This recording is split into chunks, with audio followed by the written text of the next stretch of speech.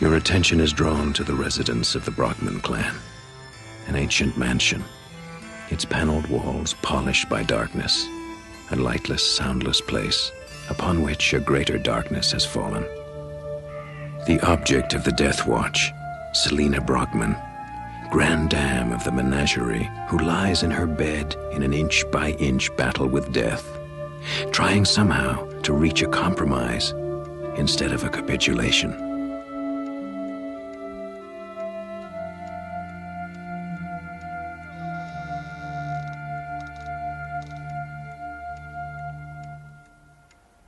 What is your prognosis, Doctor? Take 2 of these every 4 hours to relieve the pain. If it gets any worse, call me. You'll come tomorrow. Yes. Yes, of course.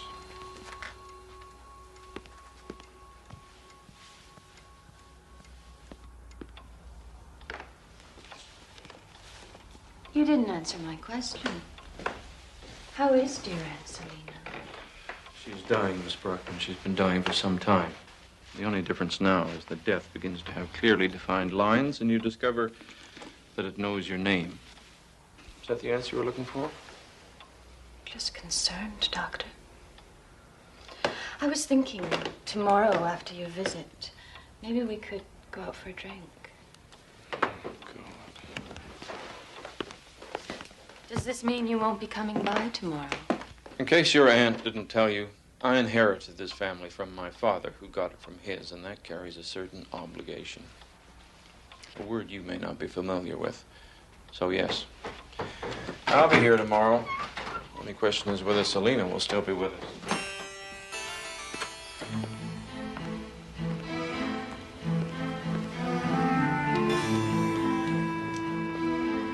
Dr. Burrell, Selena won't die tonight.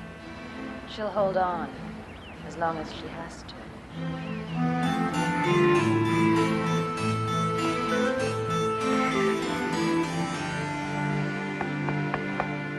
Come in.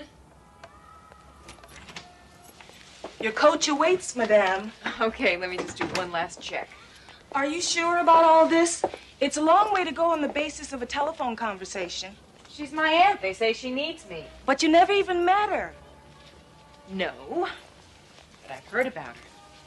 My dad used to talk about her in this sort of whispery tone of voice that he usually saved for anything that was unusual or exotic or just plain different. She sounds weird. She's dying. Any talk of an inheritance? Susan! Well, some, depending on my going down there and helping out. But I'm really just more curious than anything else. Okay, that's it. last chance. Suze, I spent my whole life within walking distance of this place. I think I'm entitled to a little adventure, don't you? Okay.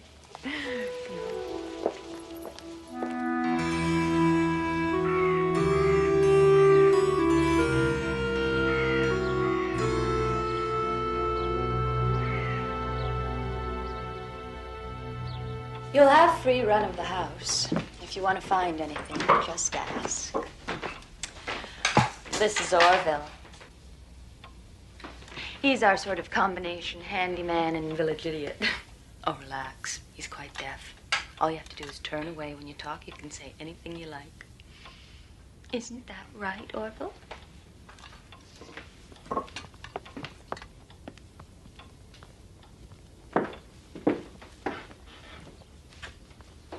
Who's that? My mother. She's quite harmless. I don't even think she knows we're here. I'm told there's a family resemblance.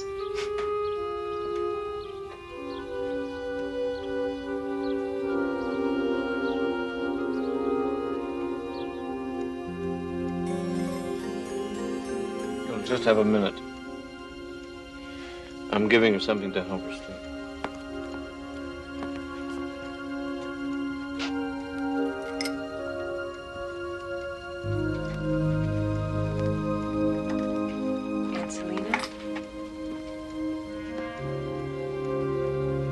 It's Deborah. Deborah Brockman, you sent for me. I'll be helping to look after you, so if you need anything at all, day or night.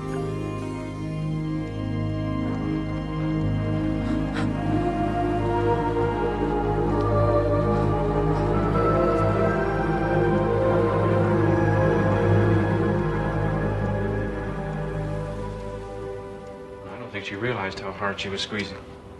Is she as ill as they say? Worse, but she hangs on. She's a strong woman. Well, I'm not sure I would call it strength. It's more like a desperate clutching for life. It's as if she's waiting for something. I'm sorry. I didn't mean to be so morbid. Oh, that's all right. This place will do it to anyone. Well, for what it's worth, good luck. I hope you won't need it. See you tomorrow.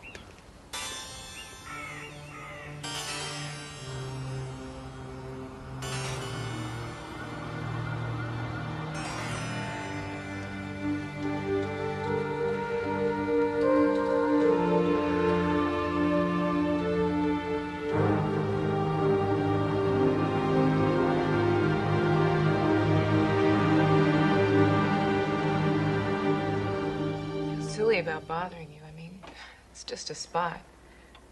Still. I didn't want to mention it in front of Aunt Selena. No, that's good. You can't be too careful. Though in this case, it's curious but harmless. It's a liver spot. A liver spot? Well, it's uncommon in someone as young as you, but it's completely benign. You probably got it from too much sun. How could it appear so suddenly? Probably the skin's been darkening by degrees for some time and only now become noticeable. Since there's only one of them, good bleaching cream 2 or 3 times a day will do it. And stop hanging out on the beach. Doctor?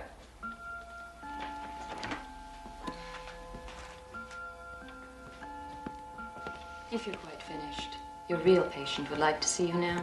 Yes, well, if her condition has progressed as I expect, I'm surprised she can still see anyone.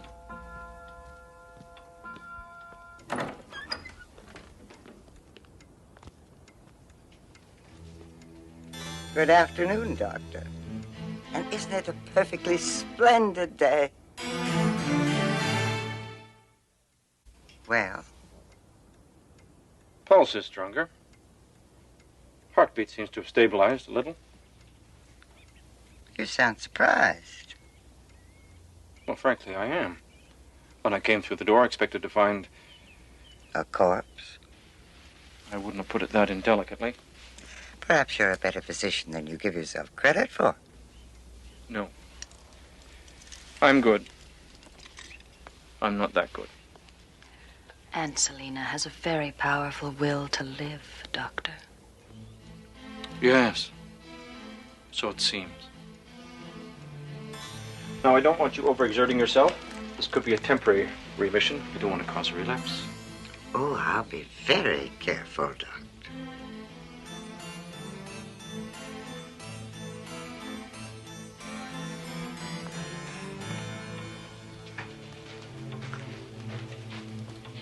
Well, thanks, Sergeant.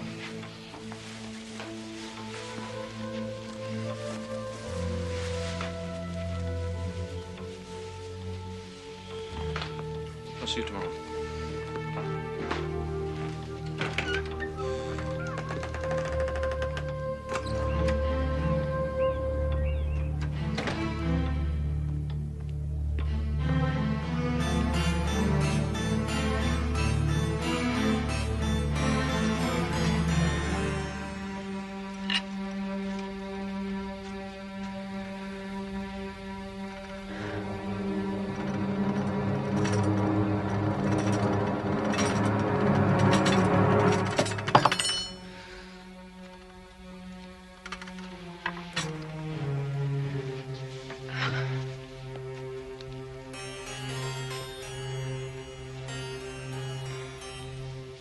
Are you feeling all right, Debbie? Oh, I think so. Just a little tired, that's all. Probably need something to eat. Why don't you go lie down? I'll bring you something in a little while. Thank you. I think I will do that.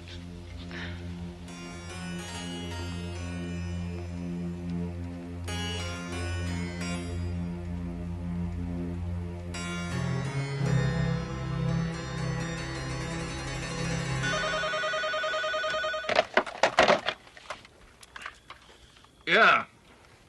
It's Deborah Brockman. I know it's late, but can you come here? Is it Selena? No, it's me. Please hurry.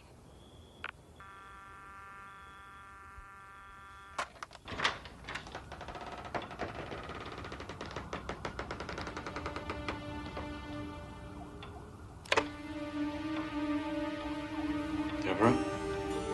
Back here. Why are you sitting here in the dark? I don't know what's happening to me. It's okay. Everything's gonna be fine. Look at me. I know. I'm gonna get you to the hospital and do some tests.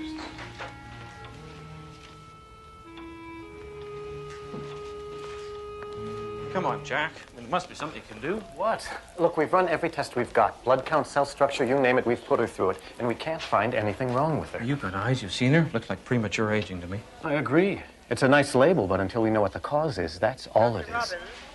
Look, I'll arrange a CAT scan, see what radiology's got. If I hear anything at all, I'll let you know. Now go home and get some sleep. Dr. Chen, OR3. I'm sure this is quite unnecessary, Doctor. Yes, I'll decide that for the time being. Whatever's hit Deborah, I have to know if it's contagious. I've never felt better in my life. Neither has Aunt Selena. And your mother? Oh, she never changes. She just sits up there in her catbird seat watching the world go by. That's a souvenir from childhood, if you don't mind. My niece is correct. We don't need a doctor. Your interest is appreciated, but as you can see, we're all perfectly well. Oh, yes, I can see that. It's a curious coincidence, isn't it? Deborah's showing signs of premature aging. I said that would be all, Doctor. In fact, I should think that you will no longer be required. Payment for your services will be sent on to your office. Well, what about Deborah? Oh, we'll see to it that she gets all the best care. You needn't concern yourself with it any further. Fine. Well, if it's all the same to you, I'll choose what I want to concern myself with. Good day.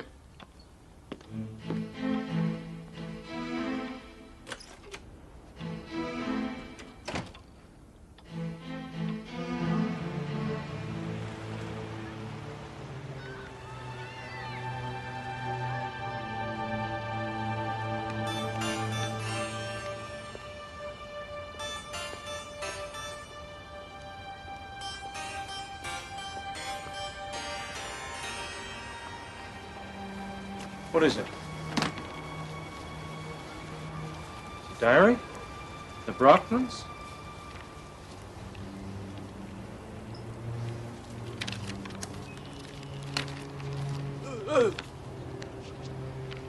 July 17th, 1940. Our picnic was almost ruined by a fire when a horse kicked over a kerosene lantern. Only Martha was burned. The physician says she'll be all right, but we'll have to live with a scar for the rest of her life. It's in the same place as her daughter's scar. Can you get me back in there tonight?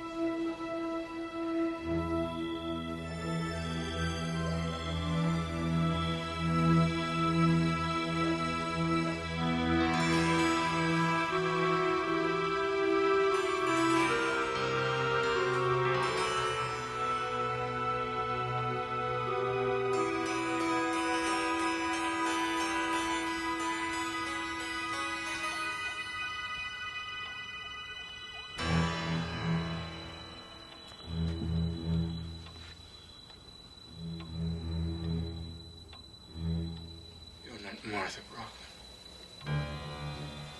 Are you? You're Diane. You're the daughter. What are you doing here? At first, I didn't believe it. I mean, I didn't want to believe it. What are you talking about? I went to the hospital. I did some checking.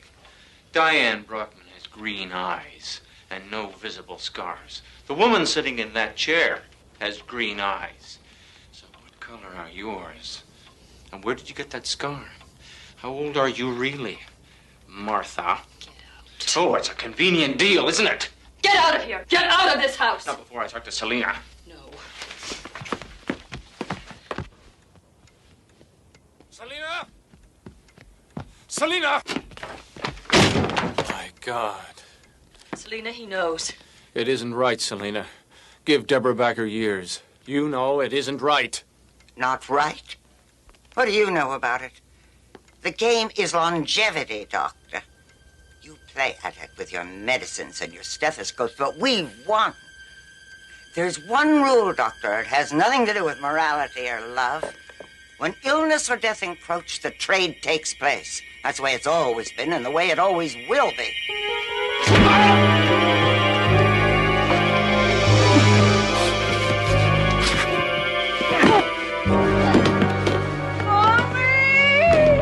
No. Get away. Get away from me! Mommy!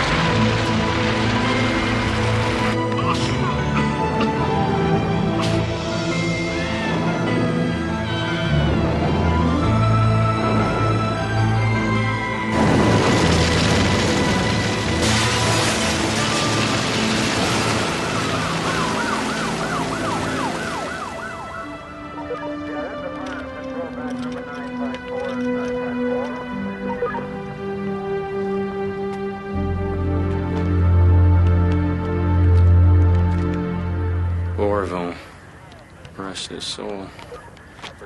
Selena, Martha. Well, maybe she'll finally find some peace. Just one missing.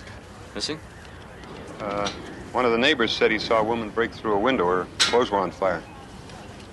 We got there, she was gone. Hard to figure. That's Diane. Deborah, thank God you're all right. What's happening? Where to begin?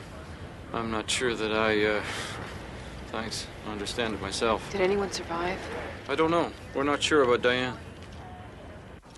Dr. Chen, OR 3. What do you think? She's old, indigent, with massive burns over most of her body and face. I wouldn't hold out too much hope. Best we can do is try to make her last hours as comfortable as possible. Did you notice, though, her left arm seems to be healing quite fast? For all the good it'll do. It's the strangest thing. I mean, it doesn't hurt or anything, but just look at it. I swear I didn't burn myself, but there it is. I've been wondering if it's psychosomatic. Maybe I've been working on the burn ward too long. Dr. Robbins, call 23.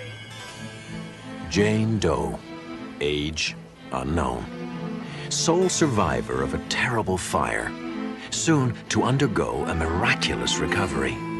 A living warning to those who fail to perceive the distinction that there is a difference between the fear of death and the love of life, especially in the Twilight Zone.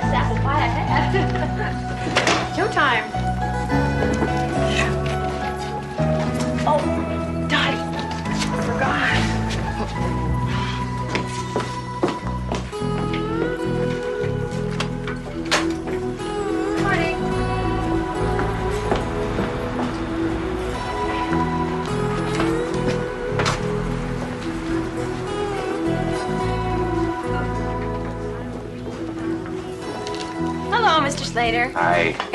I'd like to see Mr. Simmons. Oh, I'm sorry. He's no longer here. You have to see Mr. Cutler. Good morning, Mr. Cribbins. Hi, morning, Miss Bailey. Did you check your figures against this? I gave you 7 cents off yesterday. Yes, sir. Oh, Mr. Cribbins, I'm ordering tickets for the livestock show. How many do you need? Just one. Okay. Your figures match today. Hi, Barb. Still trying to get him into a conversation? Oh, great. I've only been trying for a year. Hello? I'll tell him right away. Mr. Cribbins, Mr. Cutler wants to see you in his office right away. Thank you.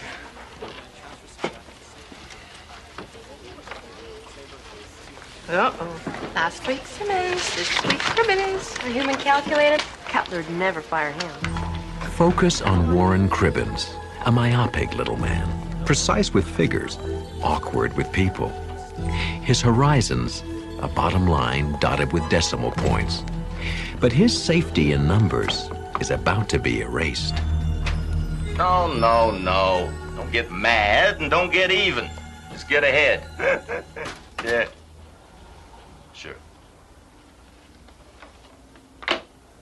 Cribbins. Yes, sir. Have a seat. Thanks, sir.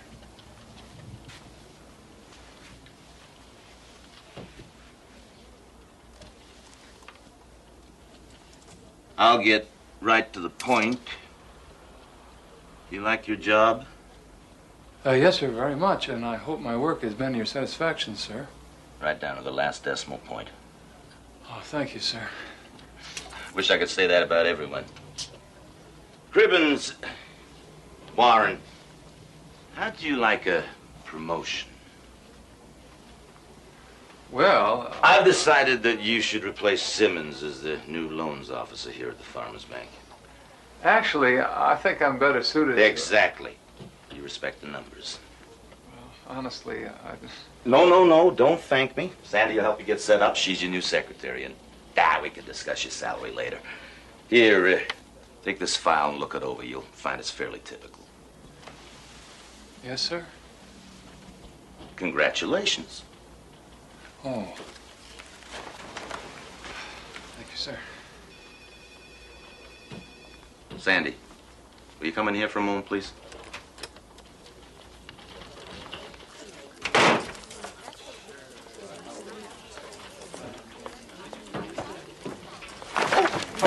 I'm sorry. I wasn't looking where I was going.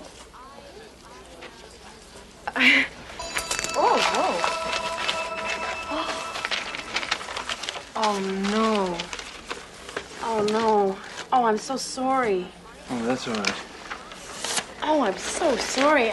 I can get them fixed for you. No. That's all right. I only need them for close work. I'll get by. Oh, Mr. Cribbins. Yes? That's my book. The blue book. Oh. Yeah, yes, it is. Thank you.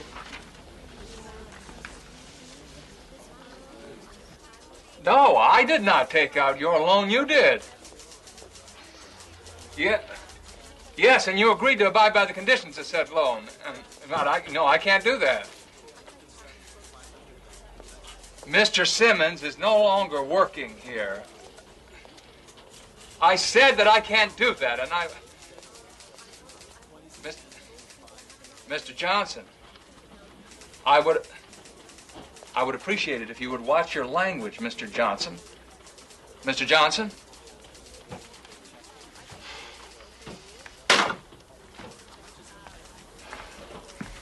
Did you want anything in this hot water? Oh, no, I have my own tea bags.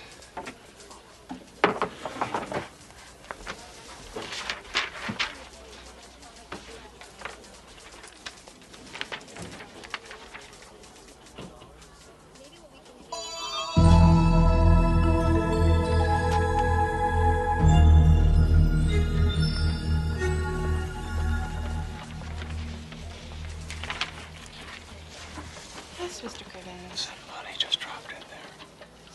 Where? In there, I just saw it.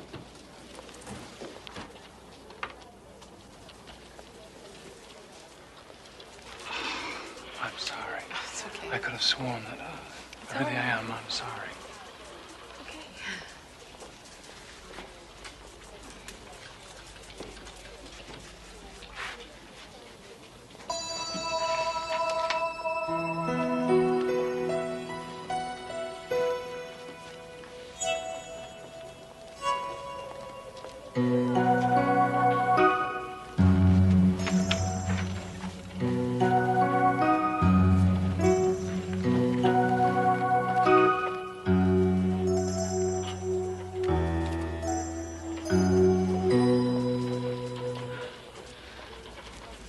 Thank you, Mr. Cribbins.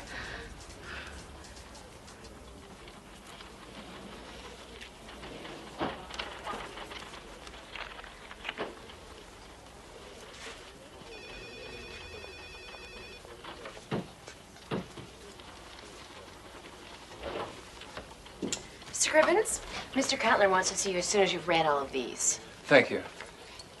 Okay, now those green pins represent the property that the bank already owns, the color of money. And the white ones are what the major farm combines own, pure and untouchable. And the red ones, well, they're what we have paper on, mortgages, Warren. Some firsts, mostly seconds, for people mostly operating in the red. And those are my new concerns? Exactly. We have to call in all outstanding loans as they come due. I see, but what if they can't pay? Then we foreclose.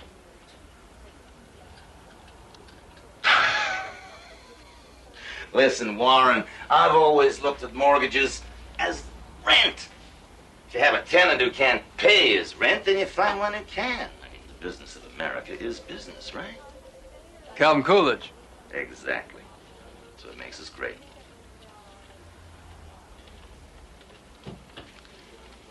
Warren.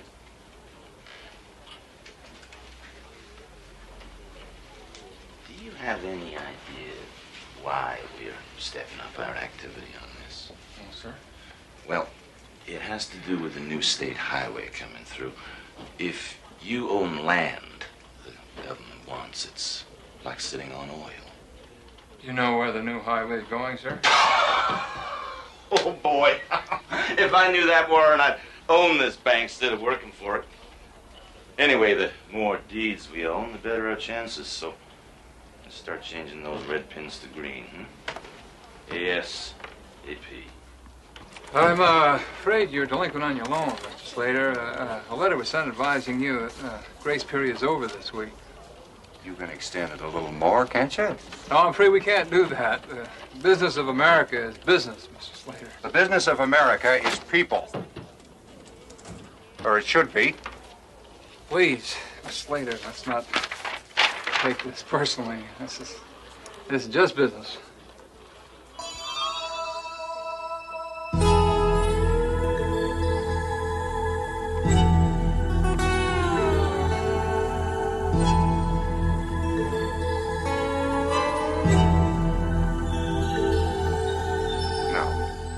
This isn't just business. This is my life. Just remember what that farm means. To me, my family, this whole community. I promise to look at the figures again, Mr. Slater. See what we can do. Name's Vern. Thank you.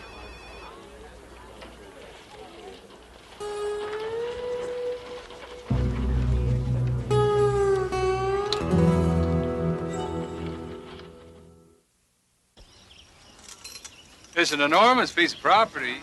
Without us farmers, just dirt and dust.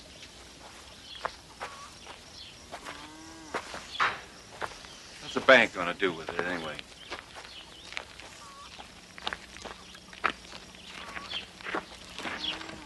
You can't work it? No, I guess not.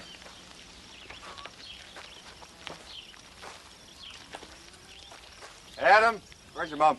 Mom! Emily!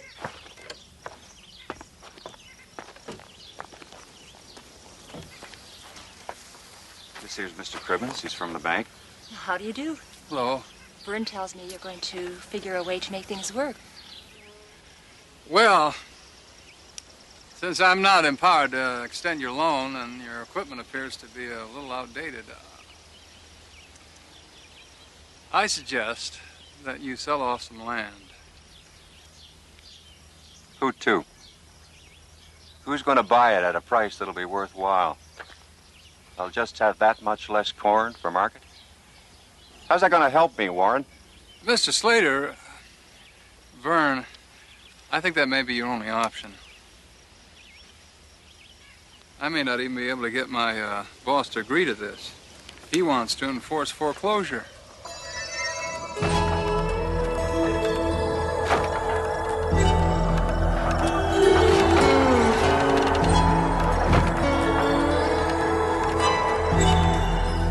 I think enforce is the key word here.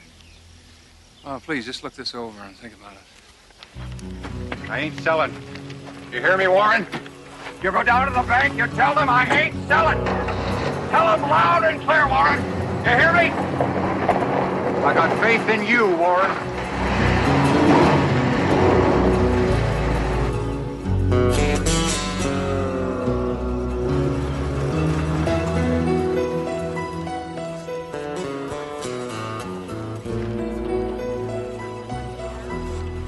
Morning. Good morning. Oh, Sandy? Can I see you for a minute? Sure. Wait a minute, sit down. Okay.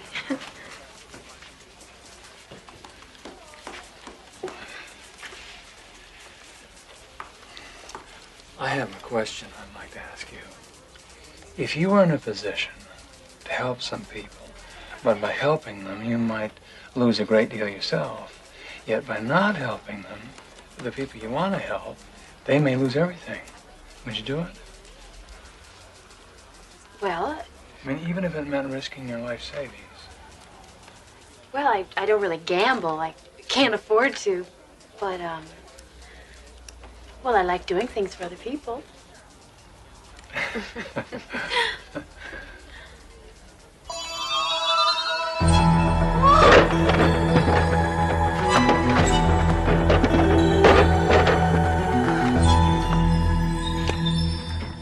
Whoa, what's wrong? What do you mean? What I mean is you just jumped right up out of your chair. Oh, well, nothing. Nothing really. Oh, yes, would you do me a favor? I'll try.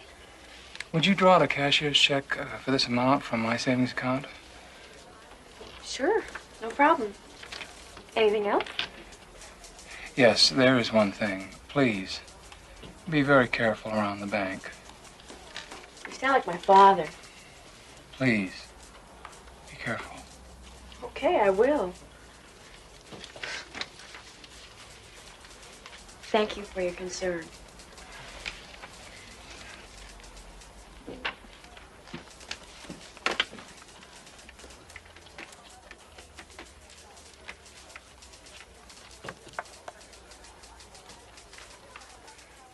Hello, Mr. Slater. Vern. Yeah, this is Warren. I think I may have found a solution.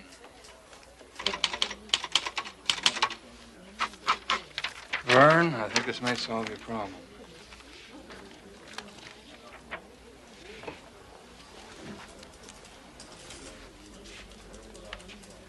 This is a loan. Yes, a personal loan from me. Yes, correct. Warren, I won't let you down. I'll pay you back every single penny. I promise you.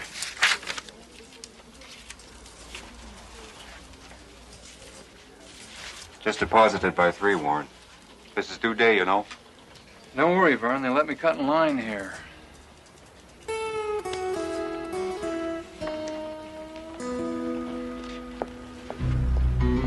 Sandy? Oh, I'm sorry, Miss Bailey. Mr. Cribbins, what are you doing? Oh, I'm sorry. Nothing really.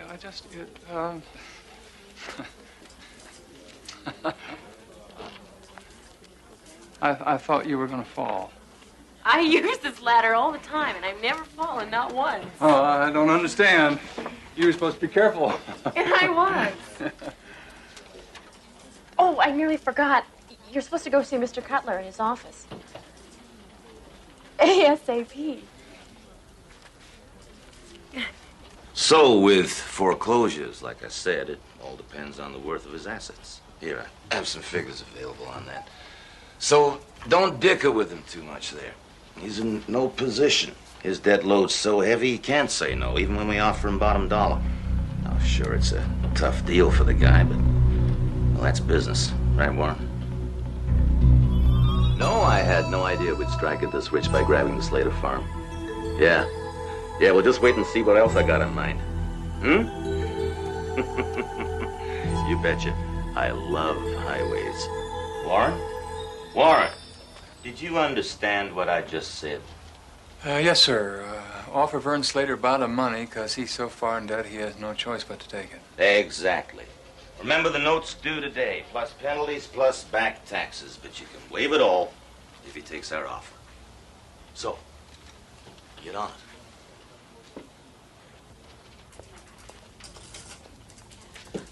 Everyone's closing and balancing. What did you want me to do with this cashier's check? I'm not sure, Sandy.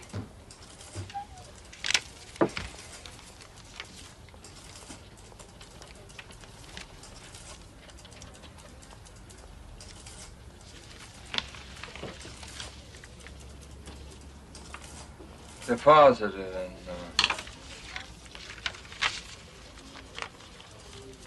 Vern Slater's account.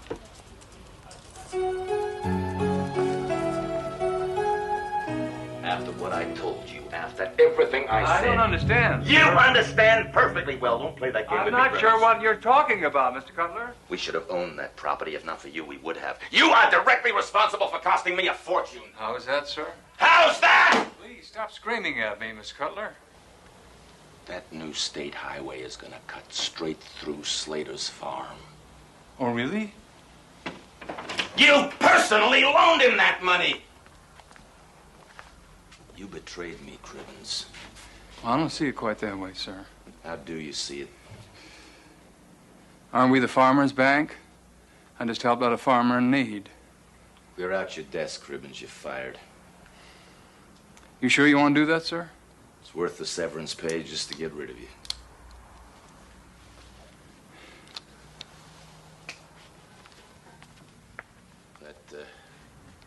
That sign's crooked. Fix it.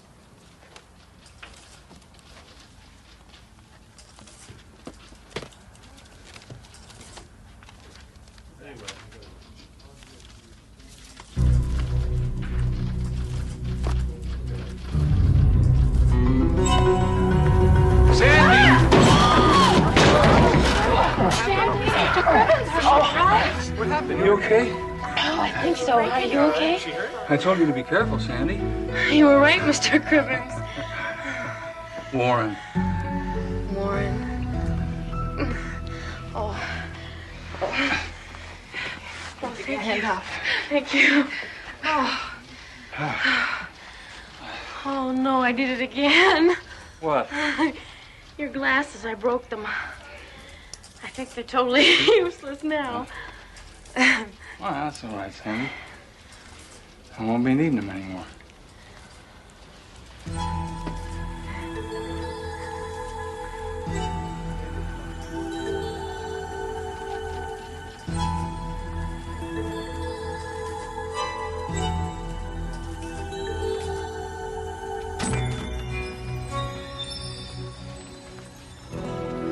Come on, Miss Bailey.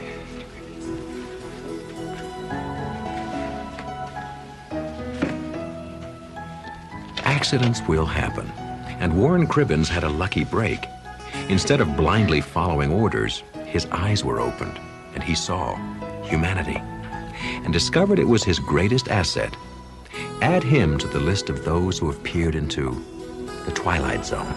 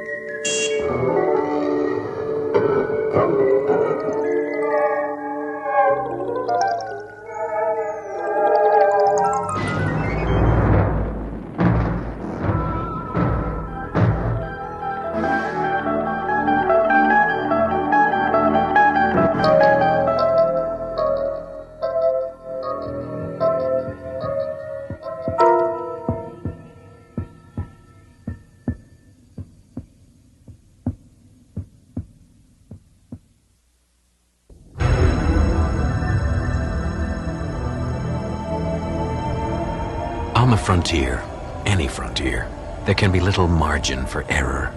Just as the first covered wagons making their way across the American desert had a finite supply of food and water, so too on this even vaster frontier are there laws that must be strictly observed. Thomas Barton has been piloting emergency dispatch ships for 5 years. He has never been faced with this particular law of the frontier until now. Thomas Barton is about to discover firsthand that there are limits, even here, in the boundless reaches of the Twilight Zone. Computational error, unauthorized payload. Computational error, unauthorized payload. Fuel supply insufficient for mission completion at present mass.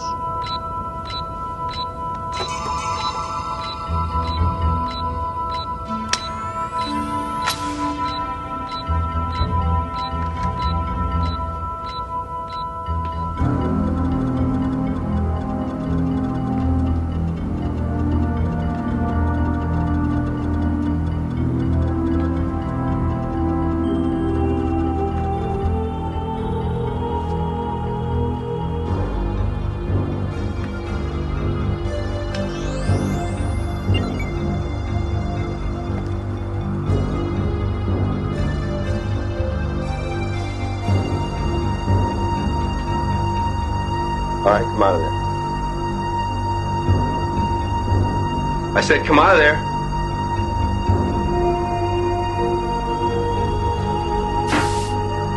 All right, hold it right there. Right there. All right, come out real slow. Come on. Come on. All right. I give up. Look, I know I shouldn't have done this. Who are you? I was going to Mimir for the Linguistics Academy there. And then I heard your EDS was going to Woden, so I... You see, my brother, Jerry, he works on Woden, on the government survey team there, and it's been 5 years since I've seen him. I haven't seen him since he left Earth. You see, it was just sort of the two of us growing up, and, well, I knew it'd be like a year before I'd see him again. 5 years is a long time, you know. I've missed him. And I know I shouldn't have stowed away, but I didn't want to wait another year. I knew I'd be breaking some sort of regulation. Look, I'm not a freeloader. I can pay for my own keep once we get to work. And I've got a Class B computer license, and my background is in linguistics, so that might be useful. This is nice. What's your name? Marilyn Lee Cross. My brother's Jerry Cross. Do you know? No, I don't. Are we going faster? Yeah, I shut off the engines that were decelerating us as we moved into Woden's star system. I'm trying to save a little fuel for a little while. Why? Stardust, this is EDS 34G11. Barton speaking, priority blue. I need to speak with Commander Delhart immediately. Are you gonna... Priority blue acknowledged, Barton. Patching you in. Are you gonna ask them to come back for me? Don't! Barton, what seems to be the problem? Commander Delhart, we have a stowaway on board. I see. I assume you follow standard procedures? Negative, sir, I have not. Commander Delhart, the situation's a little unusual here. The stowaway isn't a criminal or a smuggler. She's a girl. What?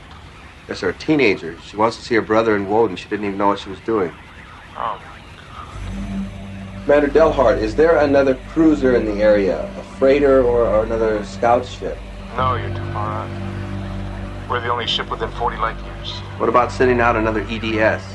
It would never reach you on time. What about a ground-to-space transport from Woden? Anything at all, sir? No, I'm sorry. There's absolutely no possibility of intercept. There's just nobody out there to help. Martin, I'm sorry. I wish to God there was something I could do, but there isn't. You do understand that, don't you? What does he mean? Yes, sir, I understand. I'll get ship's records to Colony so we can make the necessary notifications. Delhart out. Are you gonna tell me what he means? The ship is carrying serum for cholera fever. Back to Group 1 on Woden. Their base was hit by a meteor storm. Their supply was wiped out. Do you know what cholera fever is? No? It's like meningitis. It's quicker and more painful.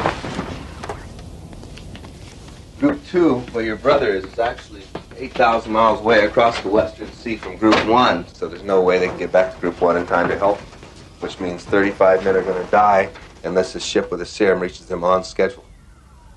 I see, so I'm throwing you off the schedule? EDS, this is ship's records. EDS. This is EDS, I acknowledge. We'll need all the data on the subject's identification disc. One moment, please. I see the identification disc.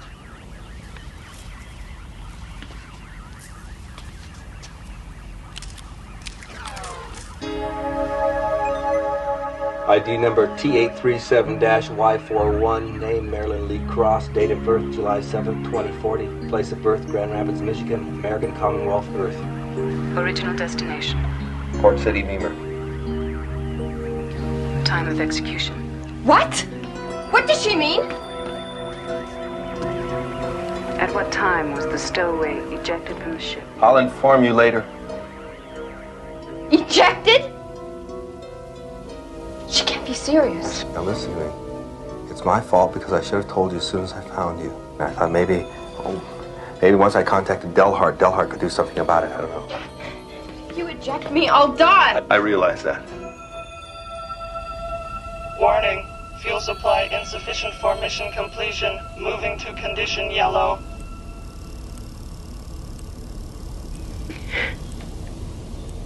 I didn't hurt anybody. I just wanted to see my brother. Nobody wants you to die, and nobody would ever let it be this way if there was anything humanly possible they could do to change it, but there's not. I mean, these emergency dispatch ships are given just exactly enough fuel to get to their destination, maybe a little extra to allow for atmospheric turbulence. And my added weight will cause it to lose its fuel before we reach the ground. Yeah, it'll crash, and you and I will die, and so will 35 people waiting for the serum. What about the Stardust? Can't it come to pick me up? No. God, it's carrying medical supplies and food to the outer colonies, and hundreds of people will die if it doesn't reach its destination on schedule. You talk like this happens every day, you know? Just like you're throwing some excess baggage overboard. You don't think I'm gonna have to live with this for the rest of my life? I mean, every night when you come to me in my dreams, don't you think if there was anything I could do to help you, I would do it? Entering Woden gravitational vector phase 1. Engine ignition must occur at T-minus 85 minutes. Mass must be reduced.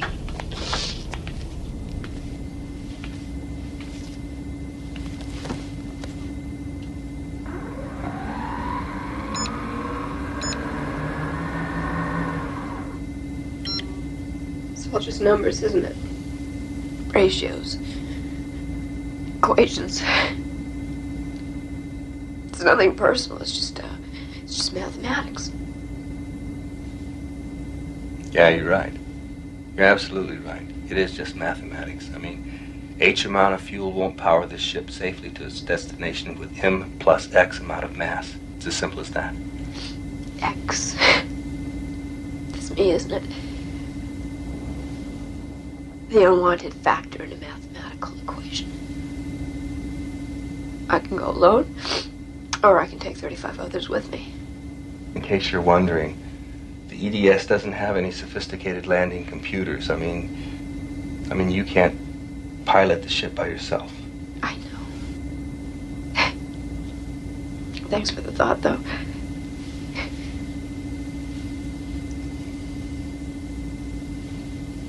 Isn't there anything else?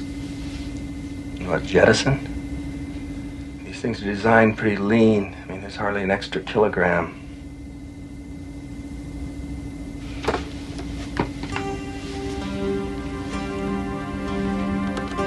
Wait a second.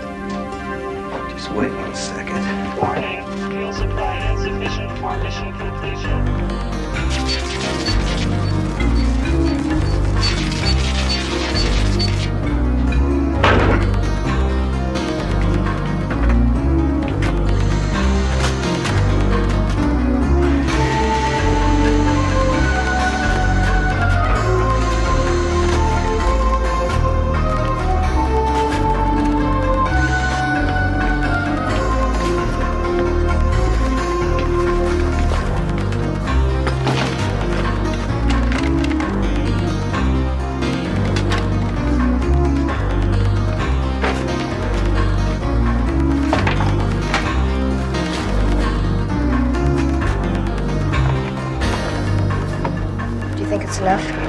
soon find out.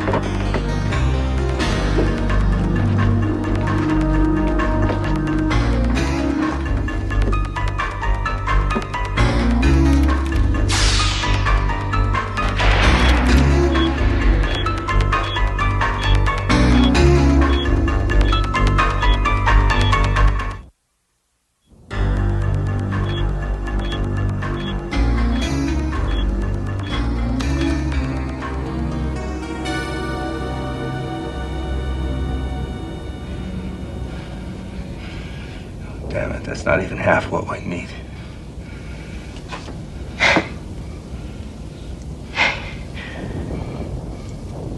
How long do I have before I have to leave?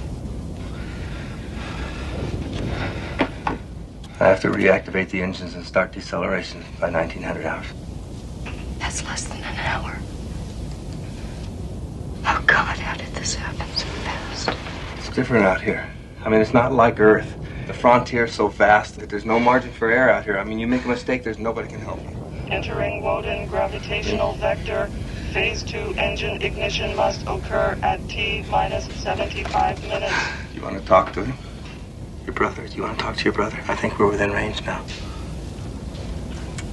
Yes. EDS 34G11 to Group 2 on Woden, please copy. Group 2, Woden. We copy EDS. Jerry Cross, please. It's urgent. Jerry? No, he went out on a reconnaissance mission. He won't be back for a while yet. Over. Please notify him as soon as possible, then signal us. It's urgent. EDS out.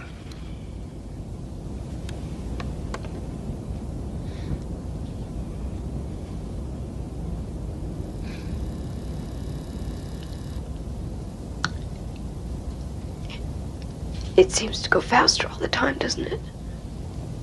I just want to hear his voice. I think when I hear his voice, I won't be so scared. It's cold in here. Is it cold? No, it's, yeah, it's colder than it should be here. Maybe I shouldn't wait, you know, maybe I'm just being selfish.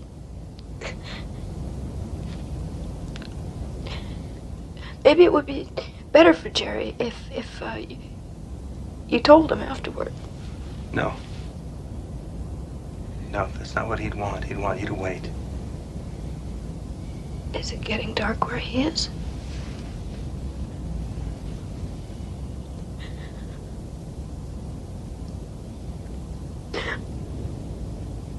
I've heard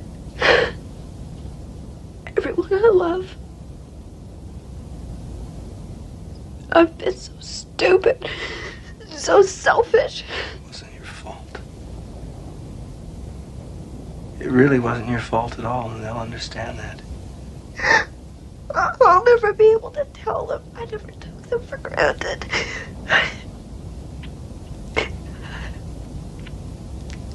That I knew about all those little sacrifices they made. Also, I wouldn't have to do without. God.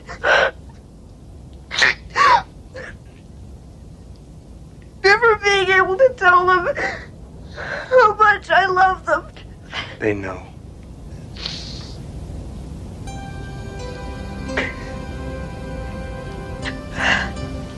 I've read about how people look when they die in space.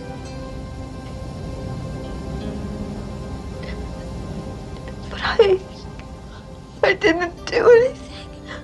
I didn't do anything to die for. Please, I know you didn't.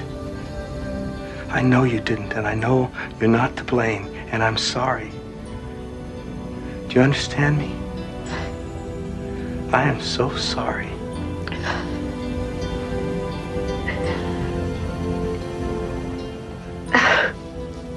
I'll be okay. Signal transmission from G2. Jerry? Incoming. It's Jerry.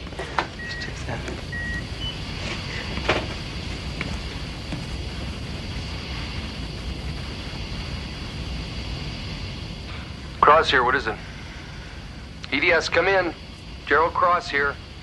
Jerry? I wanted to see you. Marilyn? Is that you? What are you doing on an EDS? I wanted to see you, Jerry, so I hid on the ship. You hid? The stowaway. I didn't know what it would mean. Oh, Marilyn, what have you done? I didn't mean to hurt you, Jerry. I just wanted to see I'm sorry. Don't cry, sis. I didn't mean it to sound that way. It's just that it's unfair. It's because of me. Oh, don't feel like that, Jerry. Don't let me go knowing you feel like that. EDS, have you called Stardust? Is there anything? There's nothing he can do, Jerry. He tried everything. No one can help me now, I know that. I just wanted to say goodbye, Jerry. The planet's starting to swing. We're losing contact with the base now. Jerry, you're fading away, so I have to say goodbye now. But maybe we'll see each other again. I'll be nothing you can see, but I'll be there. Always think of me like that. Always. Always like that. Never any other way. Goodbye, Jerry. I love you. Marilyn, I love you.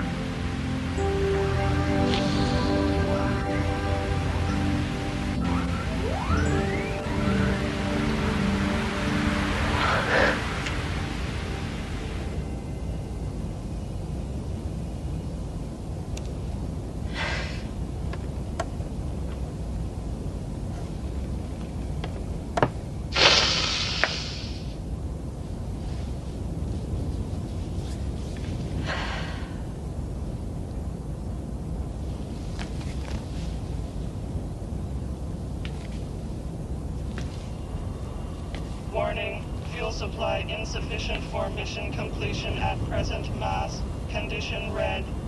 Mission status in jeopardy. Condition red.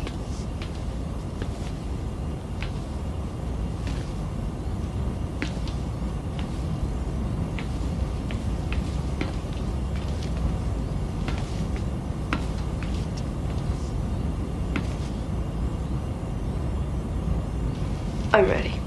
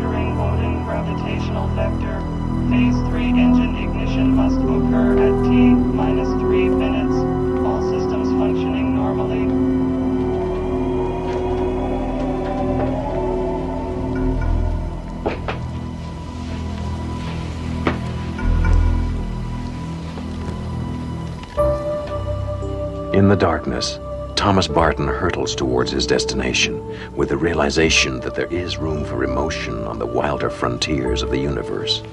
Emotion and the memory of a girl who had not known that sometimes it takes a human life to balance a cold equation in the black geometry of the Twilight Zone.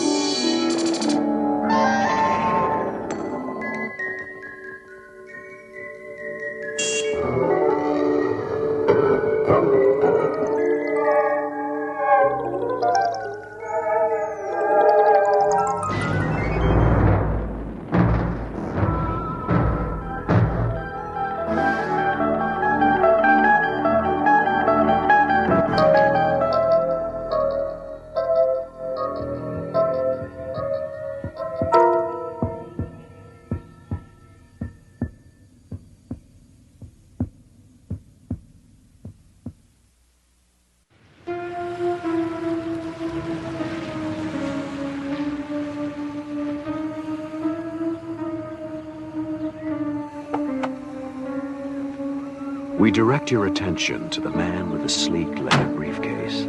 His name, Dr. Mallory Craig. Thanks, bud. Occupation, psychologist, newly employed by the Crestridge Sanitarium. For the last 2 weeks, he has been visualizing his first day, looking forward to it with eager anticipation.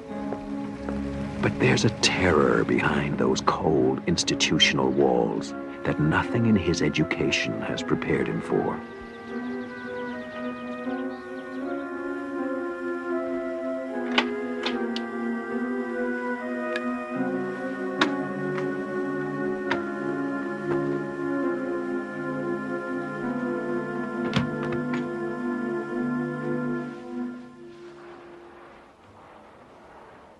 Dr. Craig? Yes. Rebecca Robb. Everyone calls me Becky. I'm the catch-all head nurse, good cop, bad cop, advisor on policy, and tracker down of missing paychecks. Glad to have you aboard. Thank you. Glad to be here. This place has got a fine reputation. I only hope I can live up to it. I'll get you the files on your clients. You'll be taking over Dr. Parnett's group. About 6 or 7 people. I think you'll find them all quite fascinating. Thank you, Becky.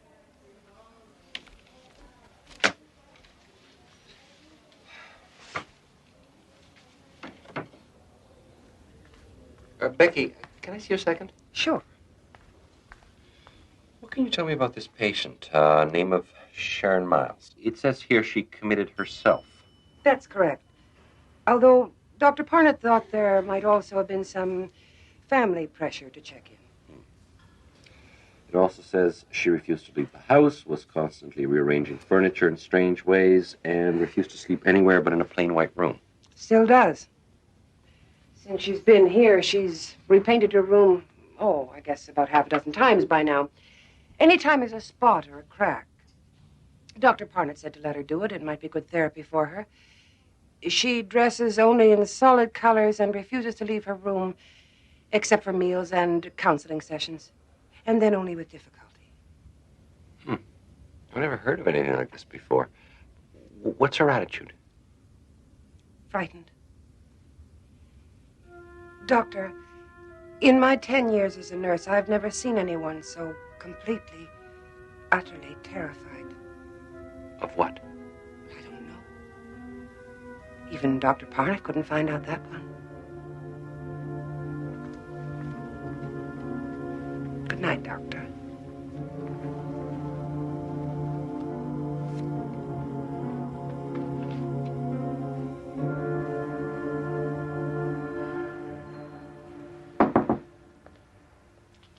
Hi. I know it's a little bit after office hours, but I thought I'd pop by and say hello, if you don't mind.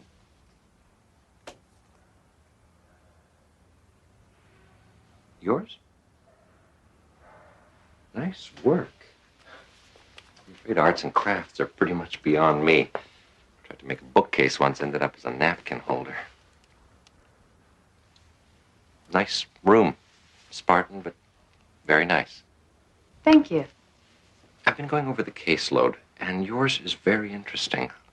I noticed that you graduated to therapy on a voluntary basis. Dr. Parnett decided not to push matters. If there was something I wanted to talk about, I'd talk about it. But you haven't. You haven't been to therapy in nearly 2 months. You know, I'm sure if you were to try again, I could arrange for a field trip. No. I don't think that would be a good idea. Not yet. When I'm ready, maybe. All right.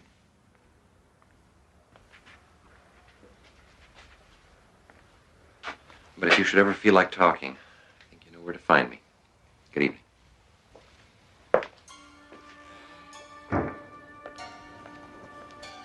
Ah, good. There you are. I've been looking all over for you. Before everyone went home for the night, I wanted to introduce you to the rest of the staff. Fine. That'll be all right. Get it away from me! Get it away from me! Get it away from me! I told her we don't have any other heavy blankets. It's getting colder and she's I don't need care! Get it away! I don't want patterns! Look, just go and get 2 or 3 light ones. That should be all right, don't you think? As long as they're plain. One color, no patterns. No patterns. I promise.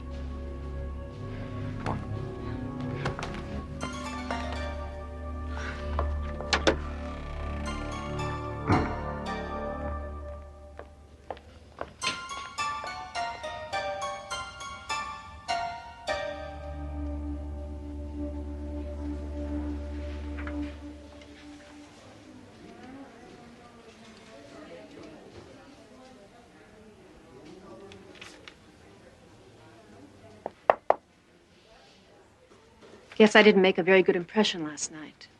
I want to thank you for what you did. The staff gets a little impatient with me at times. All forgotten. Thank you. But it would help me tremendously in the future if I understood why you were so concerned. Hey, Doc. Haven't you heard? Nobody in here but us loonies. We don't have to have reasons for what we do. I disagree. And for what it's worth, I don't think you are a loony. Scared, yes. And I'd like to try and help. Talk to you for a while. All right. If you just move that for the time being.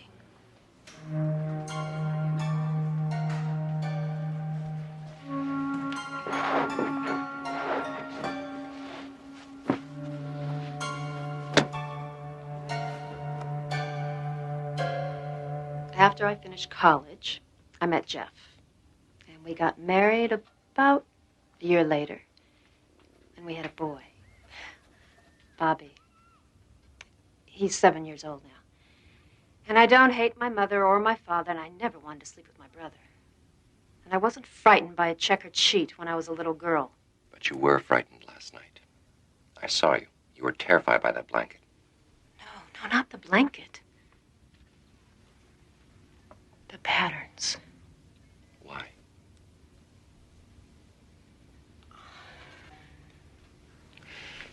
Don't you want to leave this place? I can't imagine you'd want to stay.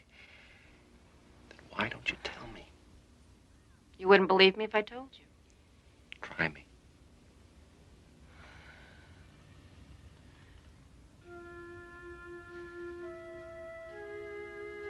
You ever look closely at patterns, Doctor? I mean the kind of patterns you find in wallpaper. Cracks in the ceiling. Linoleum floors. I suppose so, yes. You ever see faces in those patterns? The way that the cracks and colors come together so that if you look at it, just so, you could swear you see a face. Of course. We had a linoleum floor when I was a kid. I used to spend hours looking at the patterns, trying to make faces out of them. See, that's the way the brain works. It tries to find order in chaos. Given the chance, the mind plays a game of connect the dots with whatever it happens to be looking at the time. Yes, but did you ever wonder why you see faces? Not animals or plants or buildings, but faces. No, actually, until you mentioned it, it hadn't occurred to me. It didn't occur to me either. At least not at first. It was Sunday, and I was looking up at the wallpaper. It was covered in abstract patterns, you know the kind. And I was looking up at the wallpaper, looking into the patterns. I saw a face in it. A doctor. I swear it looked back at me. Right at me.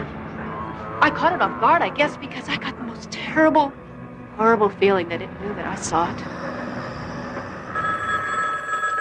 And I looked away. It was gone.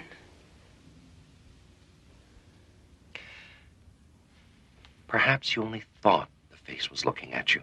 No. No!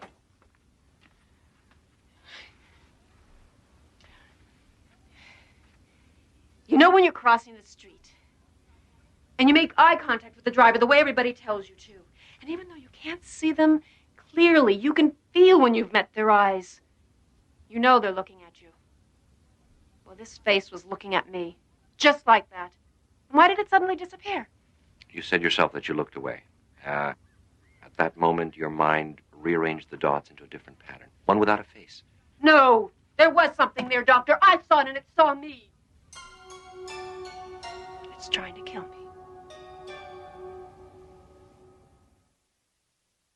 I saw a face in it.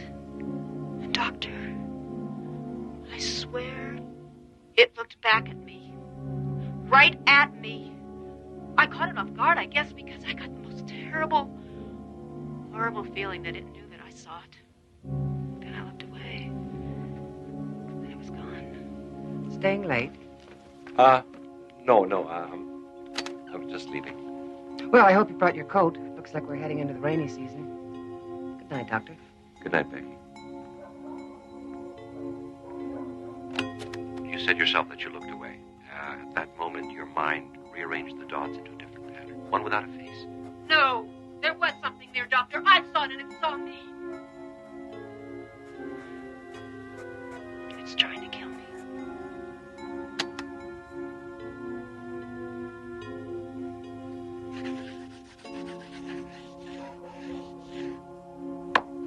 After I saw the first face, I started seeing more of them.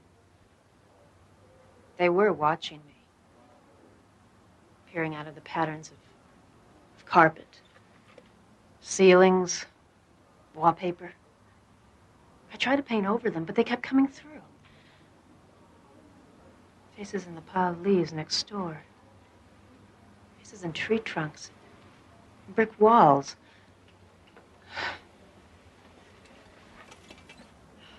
Faces in the doodles of my 7-year-old son.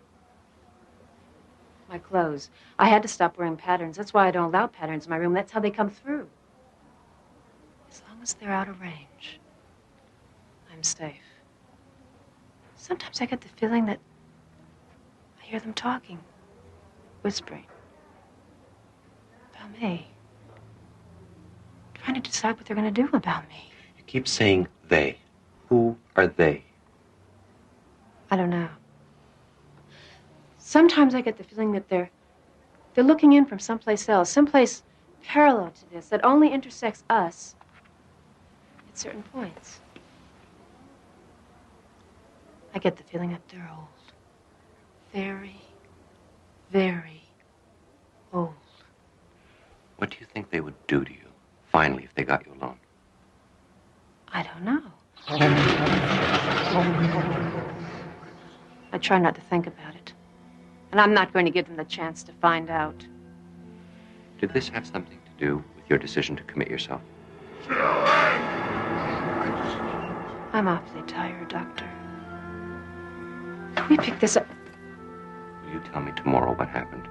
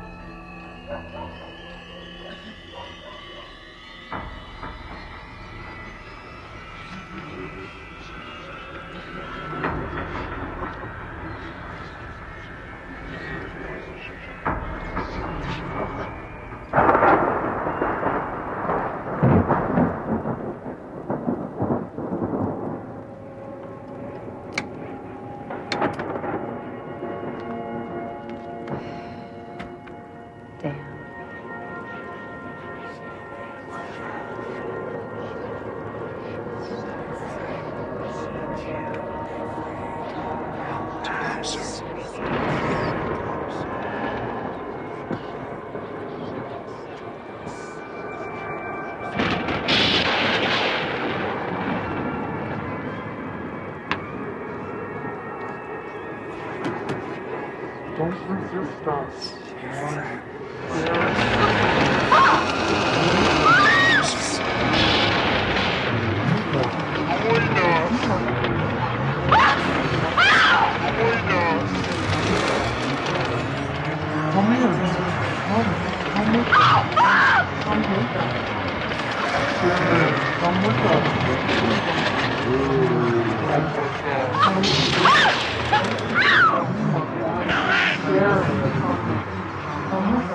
Don't resist.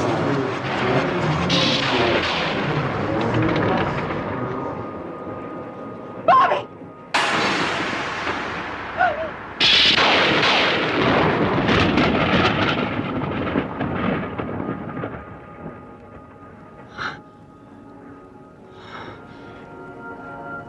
Oh,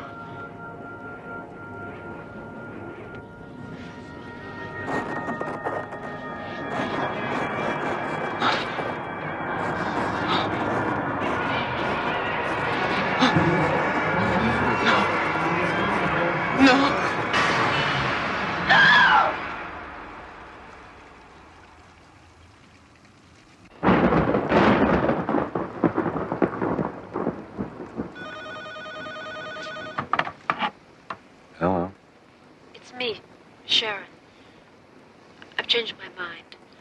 I can't live like this anymore. Someone has to know in case something happens to me. Tomorrow I'll tell you everything. Glad to hear that, Sharon. And, Doctor, I lied to you. I think I know what they are and what they're trying to do to me. I can't trust them not to. Doctor, please, if anything happens to me, promise me you'll protect them. Jeff and my son, promise me? Well, I promise.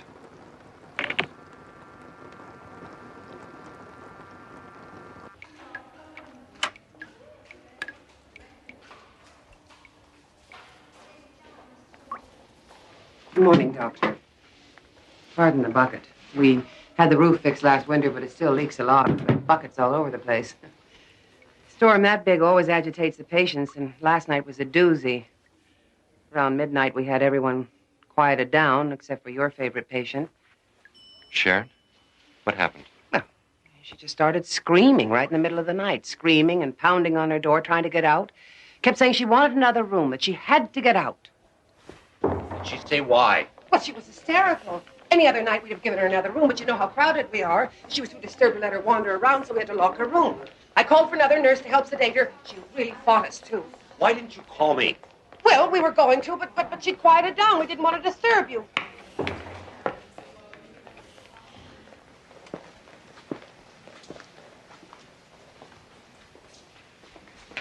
Good morning, Doctor. I hear you give our nurses quite a night. Well, I was being silly, and I realize that now. Storms frighten me. Actually, thanks to you, I realize I've been silly about a lot of things. Such as? Such as being here, committing myself, abandoning my son and husband just because of some perfectly irrational fears. It's wrong. And I can see that now. I guess all I really needed was someone to talk to. I fear you give me way too much credit. It's a very pretty outfit. Very intricate patterns, I thought. Just one more sign that all is well. I called the front office and had it brought to my room. With some luck, I signed the release forms and I'll be leaving here this afternoon. So soon? I thought we could at least finish our... We did. And again. Thank you.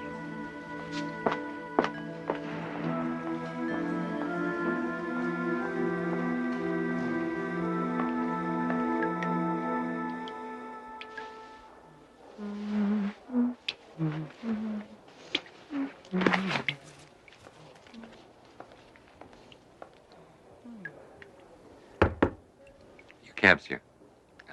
Thought I'd help you with your bags. Thank you. Besides, I couldn't just let you go without saying goodbye, could I? No, I suppose not. All the help is quite appreciated.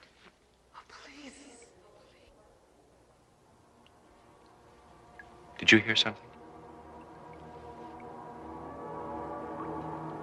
No. Must have been the wind.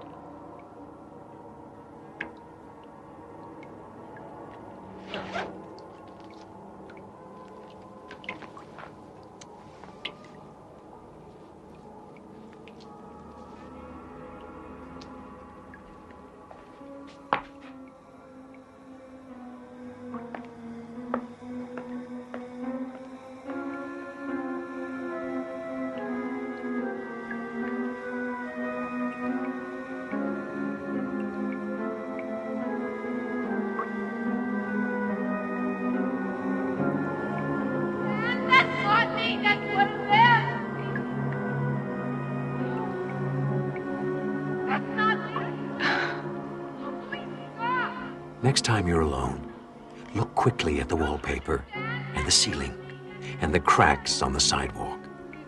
Look for the patterns and lines and faces on the wall.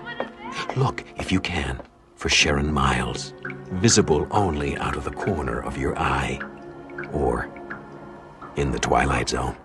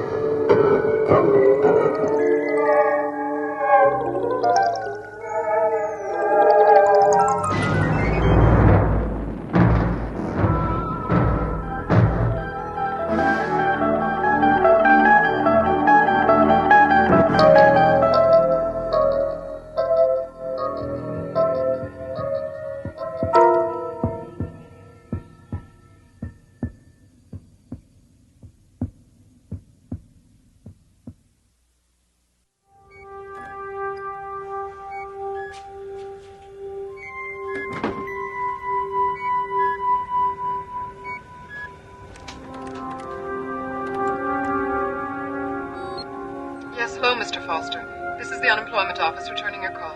I'm sorry, but your benefits as of the 2nd, 17th, 99 have expired. You can reach me at the usual number, but I'm afraid there's really nothing I can do.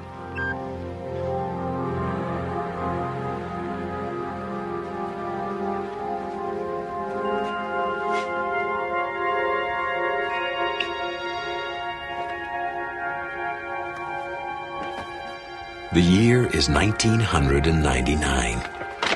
Within the box, evidence that some things do not change with the passage of time. Its contents, the collected debris of a shattered life, now valuable only for the dimes and nickels they can solicit from a third party.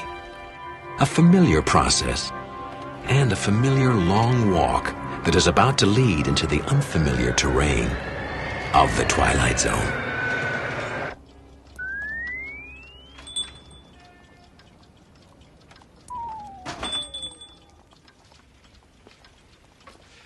Yes, sir. Something I can help you with? Well, I'm afraid I'm not buying. Selling then. Yeah. Bring it over here. Let's see what you got. I know it's not much. You know how it is. Hard times, lots of things going wrong. Mm-hmm. I guess you hear that a lot in this business, huh? Yes, I do. $50. The watch alone is worth that. Make it 60 then, but that's as high as I'll go. There's a depression now, you know. You can take it somewhere else, but you won't get any more. And when you come back, the offer will be 50. Flat. Couldn't you make it 65? Done. Sure you've nothing else to sell? No. You weren't sent here, were you? Referred? Referred? No. Look, if I had anything else to sell, it'd be in the box. I got nothing left. I'll tell you what I do have. A gut full of pain. You want to make me an offer, go ahead. Now, what's the going price for pain these days? Perhaps there's something else we can negotiate. Come.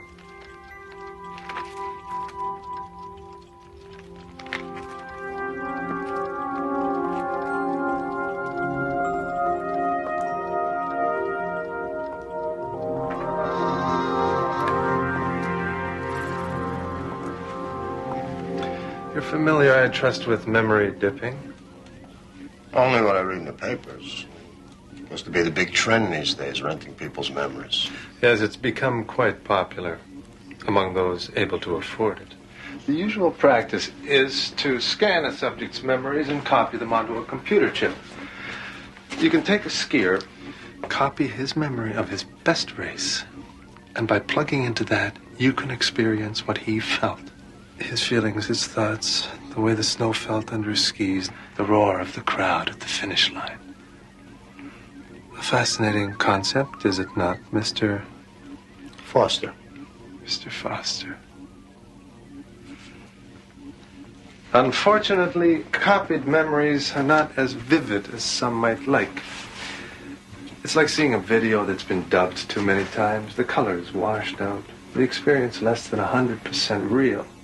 So, a market has developed for connoisseurs looking to sample a far more intense experience. For that, they require not dubbing, but direct transference. We go in electronically and slice away memories. a minute, an hour, a year, we can remove these memories and store them for use by others. And the experience is quite painless, of course. And illegal. Eminently. And the wonder of it all is the product is not a distortion of reality. It is reality distilled. For those who buy, the risk is quite worthwhile. As for those who sell, the rewards are quite reasonable. How much would I get? Depends on what we can find. I've never really done anything special. Unnecessary. Look at the soap operas, Mr. Foster. No alien invasions, no vast sagas. But they know the value of voyeurism. And so do I.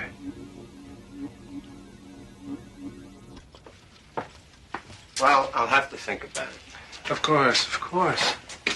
Wouldn't have it any other way. Do think about it. And while you're thinking about it, think on this. What have your memories done for you lately, Mr. Foster?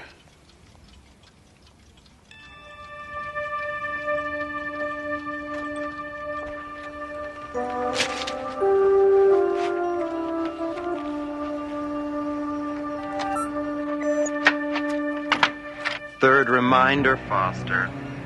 In case you've forgotten, the rent's due the 1st of every month. Today is the 6th. Either I get the rent from you by tomorrow, or I'm throwing you out. Am I clear? Have a nice day.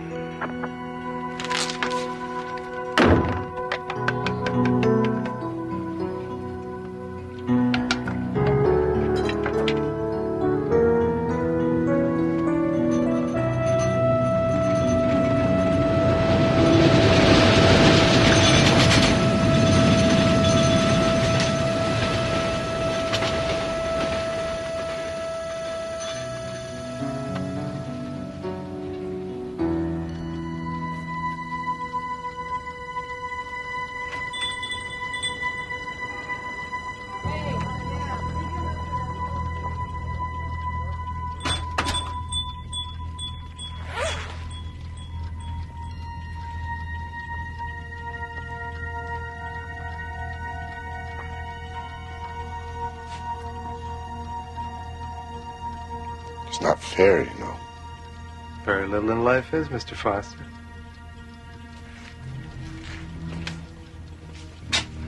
I've just had a very good offer from a fellow who collects high school graduations. It gives me great pleasure in presenting this next student not only with his diploma, but also with this watch in recognition of his leading the fundraising for the new gymnasium. Congratulations, Simon Foster. Mr. Foster? Mr. Foster? Mr. Foster?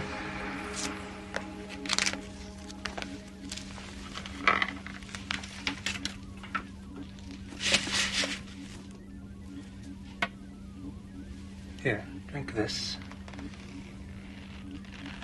For some reason, the process tends to dehydrate it a little.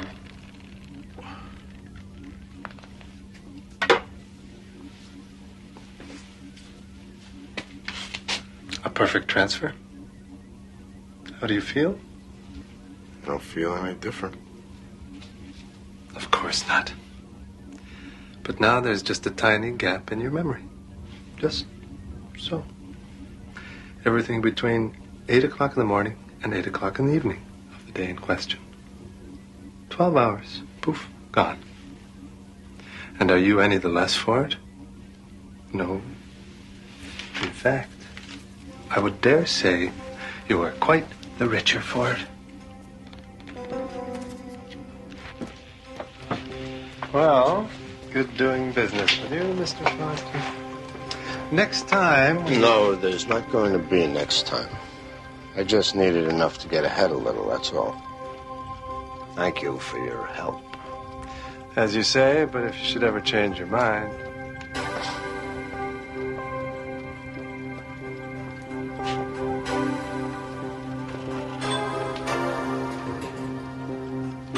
Be seeing you, Mr. Foster.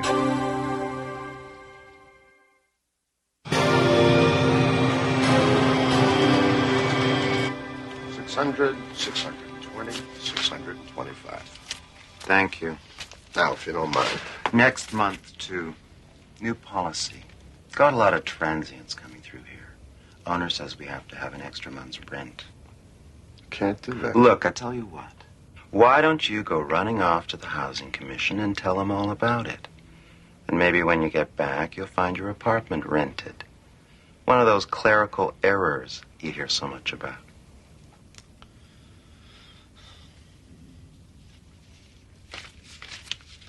I'm sorry, Mr. Foster, but there are no openings in your area.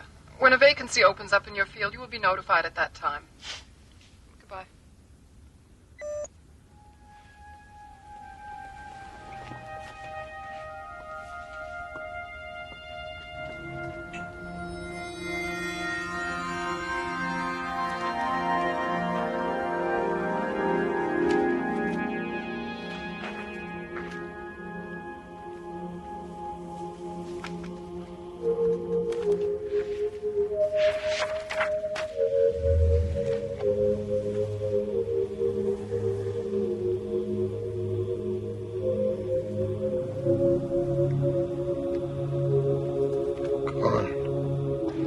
You're in luck, Mr. Foster. I just got a call from someone interested in buying birthdays.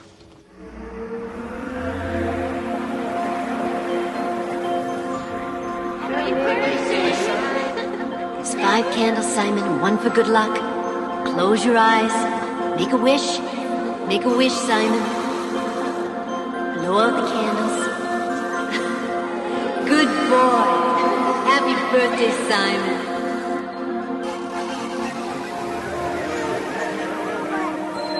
Darling, look at Simon. He's taking his first step. Look! That's my boy.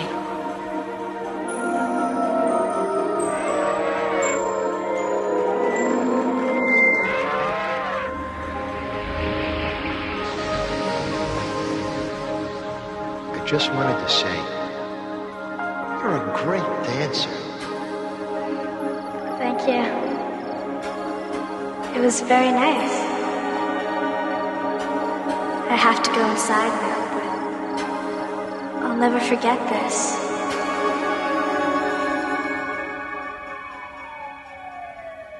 Punctual, Mr. Foster. Very good.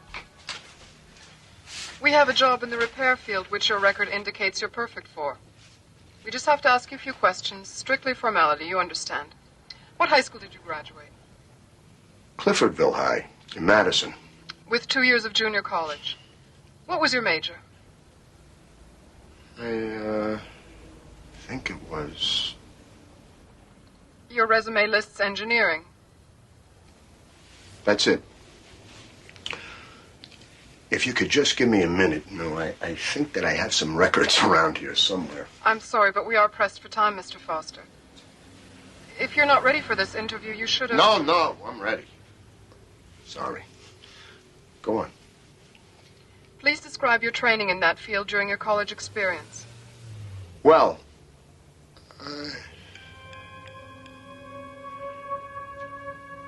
I require specifics, Mr. Foster.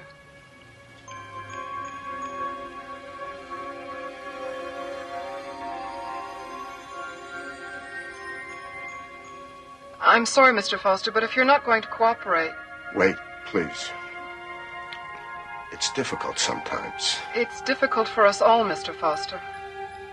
The unemployment rate is 32% as of this Monday, and there are many applicants who are looking for this job. Wait, please. If you just give me a chance. Please resubmit your application to Central Processing. Good day, Mr. Foster. You can't do this to me! Come back here! Come back, damn you!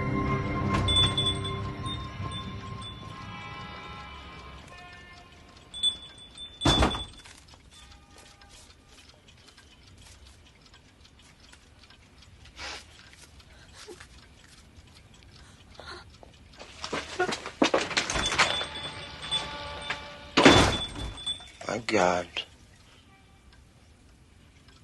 How many? How many others? I run a business, Mr. Foster.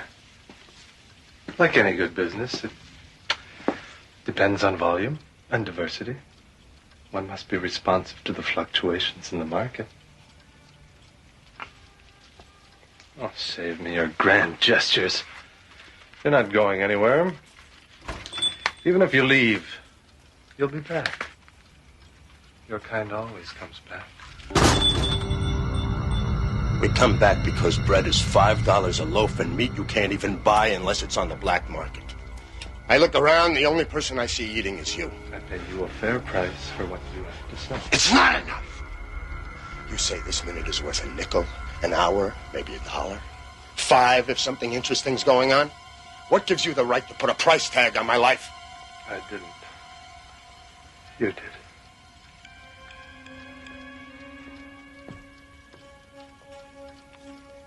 Yeah.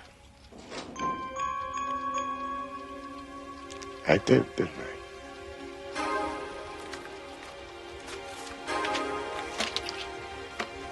So what'll it be today, Mr. Quint? Trip to the zoo? Ride on a roller coaster? Why don't you take my first marriage? Save us both some grief. Not interested? I'm only buying one thing today. We need a companion piece to the young lady who just left here. We want to buy the first time you made love. I can make you a very good offer. No. Take it or leave it. That's all I'm buying at the moment. Walk away, and who knows if I'll be buying anything else.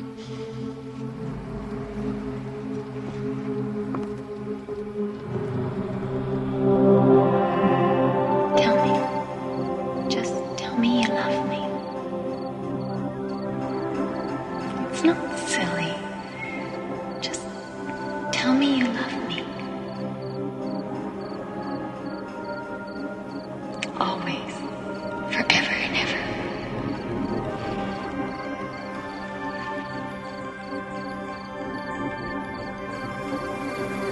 That will be all?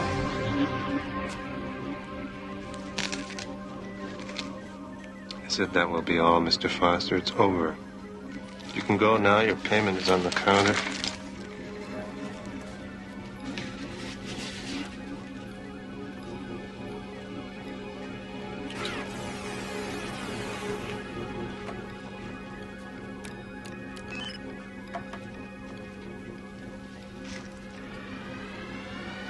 She's in here, isn't she? Don't touch the equipment. You might damage something. You know, they say you can always remember the first time with a woman. I guess now I'm the exception to that rule. Very good. Now, if you'll please just... I want her back. I changed my mind. Just take your money and go. I want her back. I want her back in my head where she belongs. I want my life back. You've got my life. I want it back. You give me my life back. Yeah, I want my life back, damn you. I haven't got it. I sold it. Don't you understand? It's not here. Then get it. I can't. Well, I suggest you try, because right now I don't have anything much to lose. I want a life. I want to be whole again. Now! There is a way. But it's not perfect. Well, like you said, Mr. Quint, what in life is...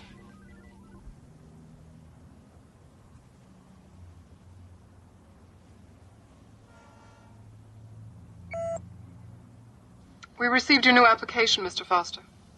Very professionally typed. Did you have it done by a service? No, ma'am. I typed it myself. I see you've added clerk typist to your job goals. And a number of other occupations. Where exactly did you learn to type?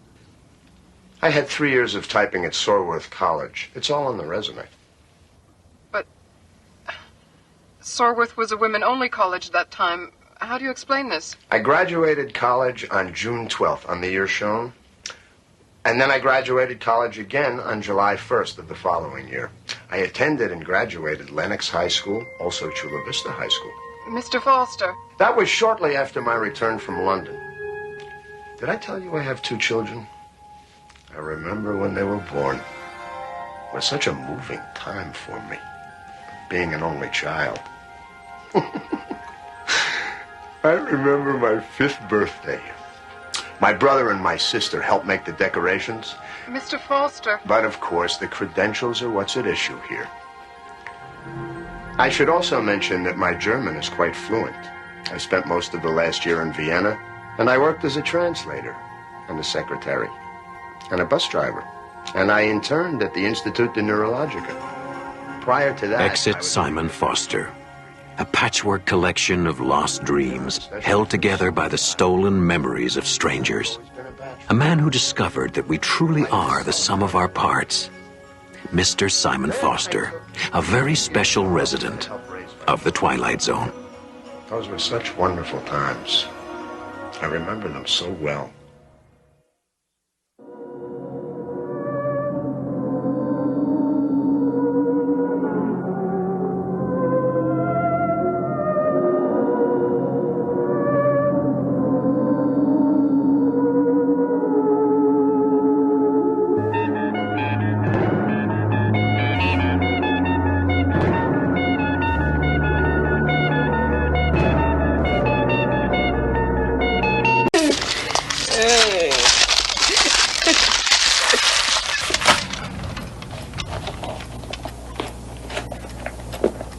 That's funny.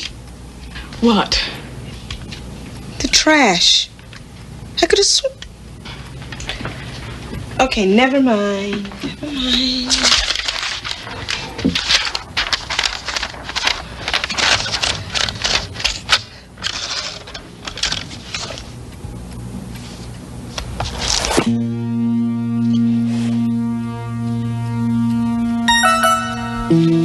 All right, where is it?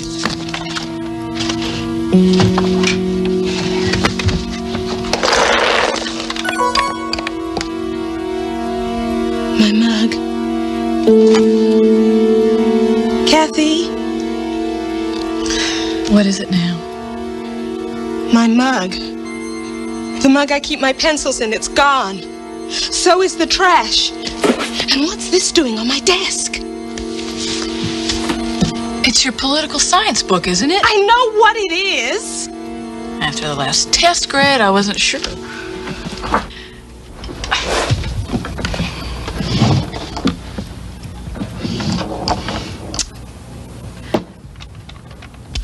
Ah, come on. There's nothing to get upset about. So you're a little sloppy. It's not a capital offense. My mother loses her car keys twice a day. Well, I don't. And I'm not as sloppy.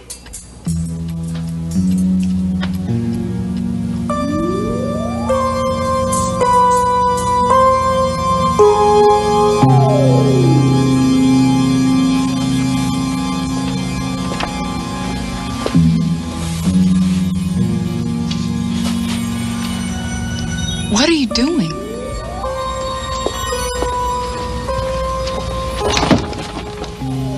What is it? There's someone in the closet.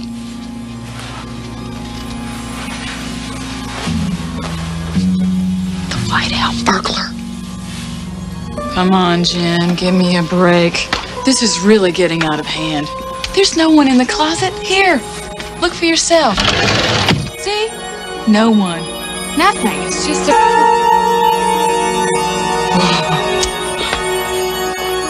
You're not Jennifer Templeton. Not me. Her.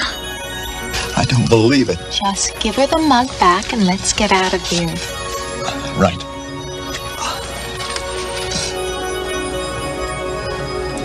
I'm sorry for the intrusion.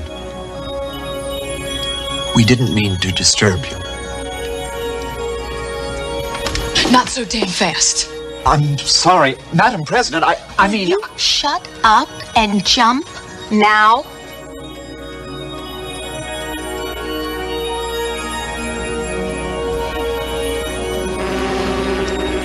Oh, damn it.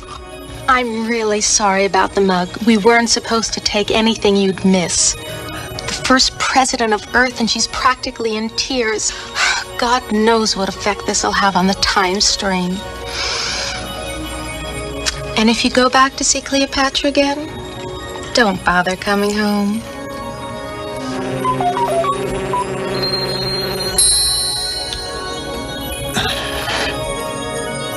Keep your hands off that.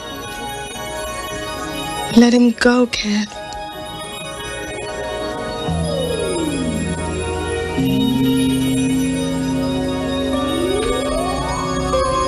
Thank you. I know now why they called you the Great Peacemaker. Well, I'm history. It's been nice meeting you, Madam President.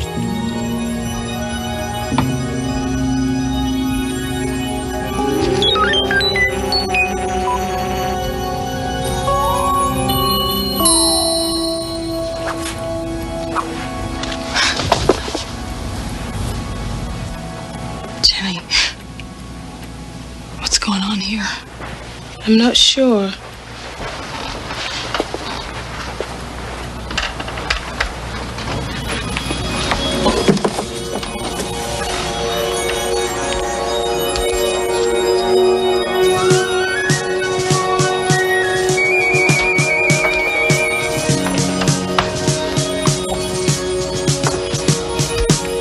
But I think I better quit cutting political science.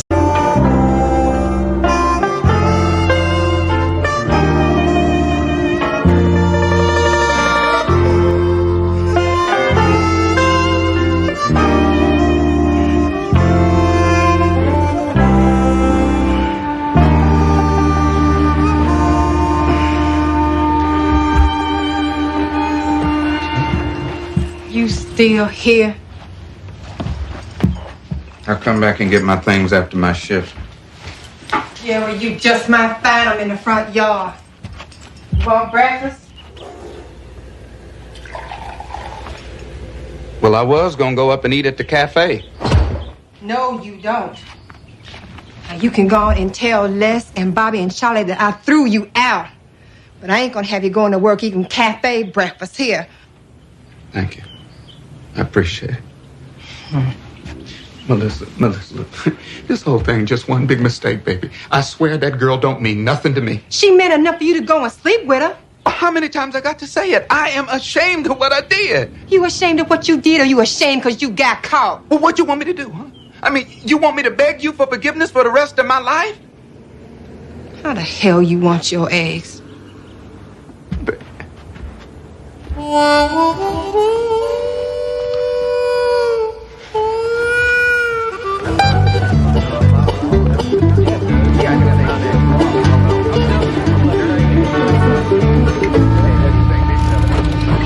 They told me I could have a night shift if I wanted to. That way I'd never have to see another sunrise again. Yeah, unless it's because you late. Yeah, you were this morning. I'm not going to, though, because my boy Jeffrey, he's going to be all conference football and basketball this year, and I'm not going to miss one of his games. Yeah, you bet.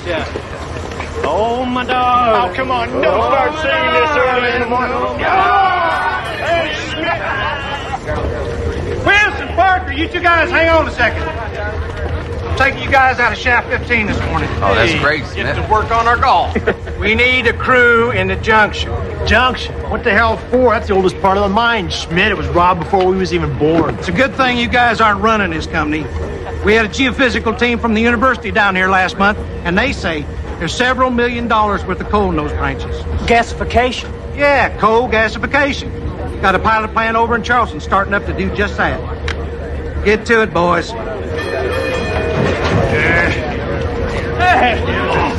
They take that coal out, and then they squish it all together, you see, and they make gas. Now, you're making yourself enough gas, you see, and the next time they raise them oil prices, you can just tell those fellas to go kiss your sweet patootie. We're not going to listen to this all morning, Yeah, gasification ain't important. It's high school football. That's what you say you read. I don't know about that. That's that article tell you this part of the mine's about 100 years old? Well, maybe it did, maybe it didn't. Charlie, maybe it's not too late to change shifts. 13C. 13D, that ain't right. What's the matter, Charlie? Well, that last turn should have put us in pillar 11. This says 13. Well, maybe somebody changed the numbers when they closed the junction. No, more likely we took a serious wrong turn back there. Last, Bobby, you track back to the shaft and get old Schmidt on the phone. Okay. Hey, Charlie, if we're not back by noon, You start without us. Get out of here. See you around, Bill. We could be digging down here for the rest of our lives, Joe. Why worry? You're not going anywhere, John. You could make this a home away from home. Well, I hear you're gonna need one anyway. Charlie, you ought to take a look at this. Hey, Charlie, I think you ought to take a look at this.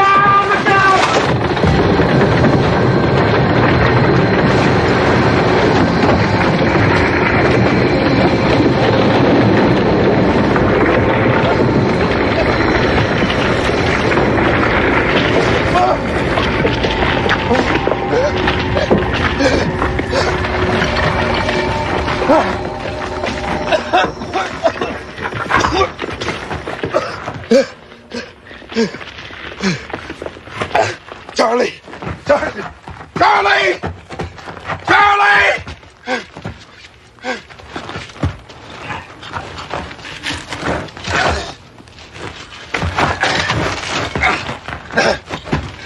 Charlie! Charlie!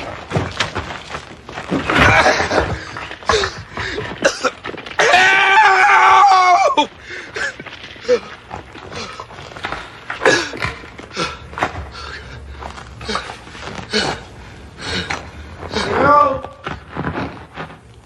Charlie? Charlie! Charlie! Help! Somebody there? Who's there?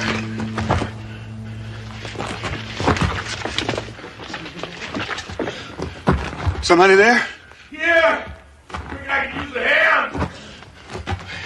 Who's there?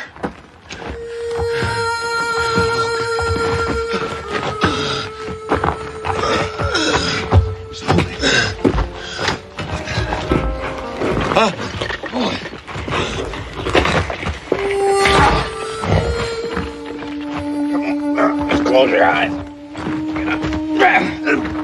Come on.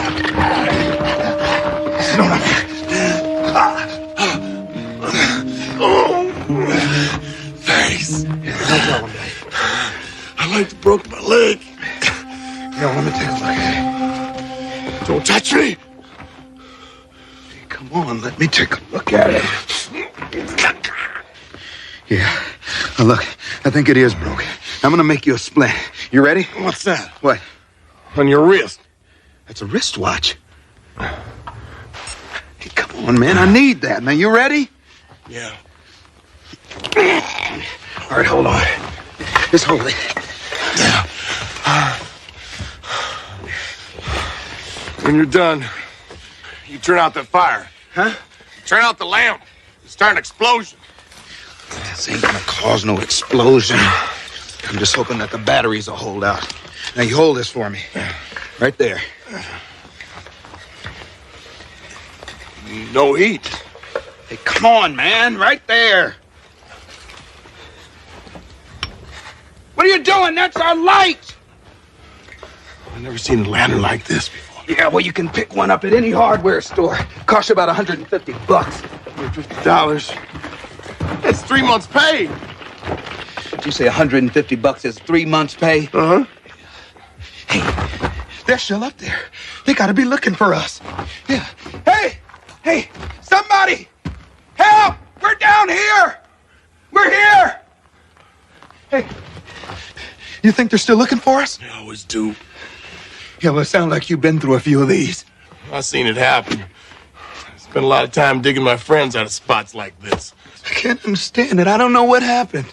I don't rightly know. 1 minute I was swinging a pick, and the next I was buried under that. A pick? You had a pick? Where is it? Somewhere up there. Oh, God. How could you lose a thing like that? We could dig our way out of here. Save your breath. It's under a ton of rock.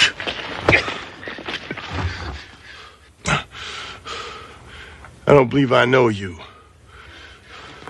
I didn't know we had colored working in the mine. Yeah, well, we're all over the place, buddy. I don't think I know you either. I ain't never seen you, not on the day shift. You work the day shift and you don't know Ray Dobson? No, I don't. I'm the senior man here. Are you right?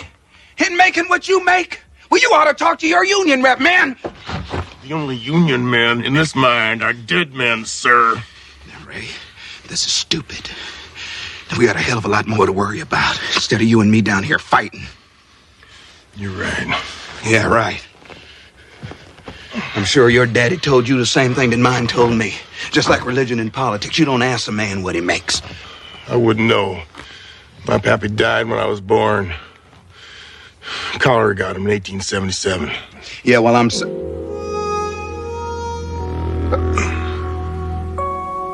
Did you say 1877? I did. Yeah, well, Ray, that makes you about 109 years old, buddy. On my last birthday, I was 35. Now, come on, Ray!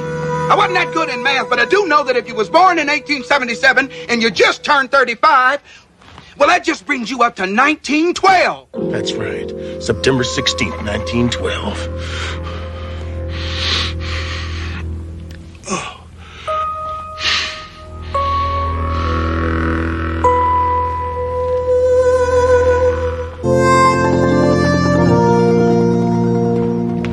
There you are, Dottie. Did we ever get that letter from the school board? Why are you looking at me like that? Reverend Bailey, it is not my place to tell you exactly how to do your job. Oh, come on, Dottie. Why should you be any different? I thought you were going to deliver this letter to Melissa Parker yesterday. Well, I was going to do just that, Dottie, when Mrs. Ritter's husband called about her stroke. I had to spend the rest of the day at the hospital with the poor woman. Oh, I understand. I understand. Dottie, this thing's been sitting here how long? 60-some years? Since 1912. And for all we know, it's just some kind of prank. I mean, no one's ever steamed it open to see what was inside it. I don't believe anyone's ever bothered to tell Melissa Parker it exists. So it's a day late. Reverend Bailey, this letter was entrusted to the church because the instructions would be followed. And besides, until their wedding several years ago, there was no Melissa Parker. I'm duly chastened, Mrs. Clark. Of course, the instructions should be followed. Although I must confess, I see no reason to worry that it was delivered a day late.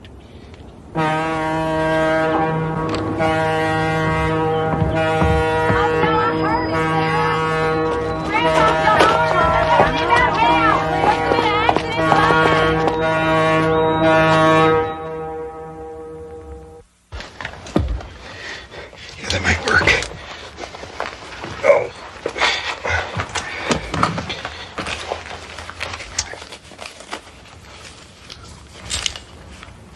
What the devil? Come on. You're the one that was worried about flames. Now, you just leave that alone.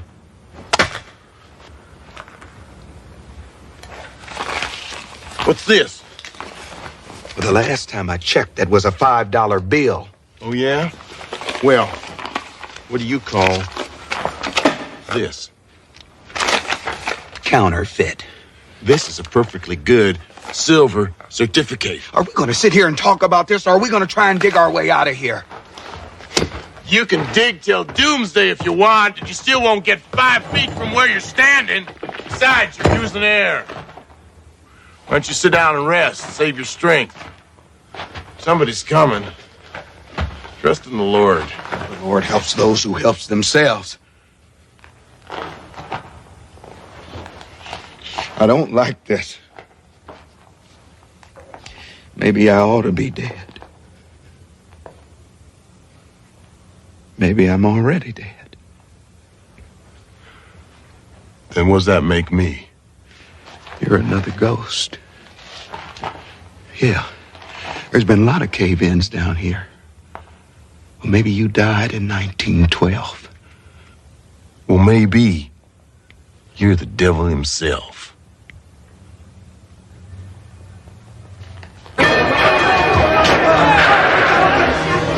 D14, we want it D14. Oxygen deep. 10 people defense. We had a whole ton of collapse. We're trying to get the men out. Keep them out of there so we can get the work done. We'll let them know who's safe as soon as we can. Now move out, boys. We need Charlie. And we need Bobby. Who's with you? Just last. Just me. What about Charlie and the Parker? They were way back in the junction when the whole thing came down. Damn it! Watch out! What's coming through? Hey, did you see Johnny down there? Did you find Parker too? We're looking to find this, but the whole thing is down. He's out, man. try to search for one man whose air's running out in 100 square yards of tunnel. We may never find him in Nancy. What are you gonna do? Give up? No. We got a few tricks. First, get the rescue team over to the junction. Bobby will show you the way. Les, pull that crew out of shaft 6. Get them over to the junction from the other side. Have them get some picks and shovels.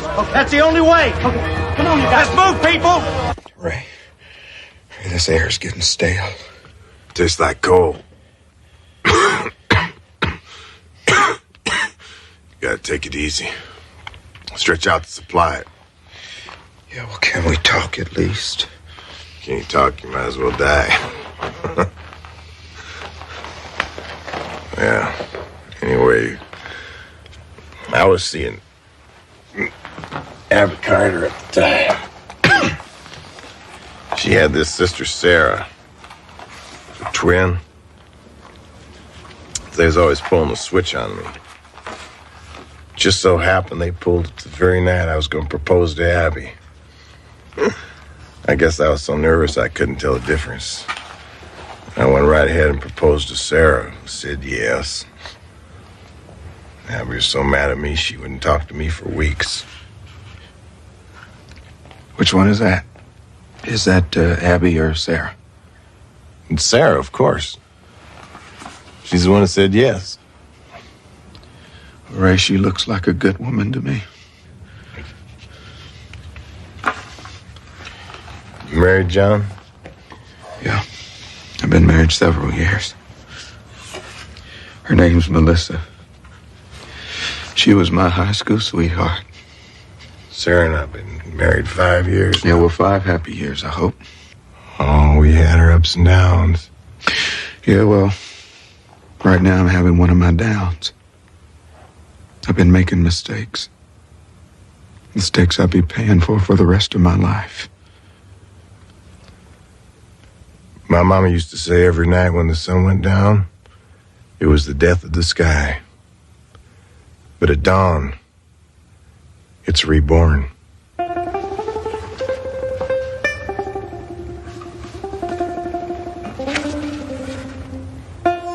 She's beautiful. Thank you. There's color in this picture.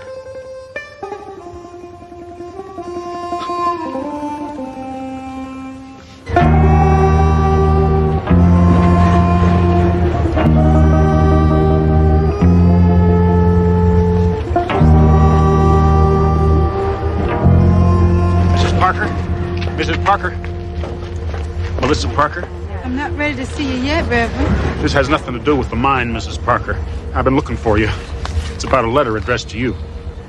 I don't understand. It's old. 74 years old, to be exact. What is this? No one knows. But you're Melissa Parker, as it says. I was supposed to deliver this letter to you yesterday so you could open it. Go ahead.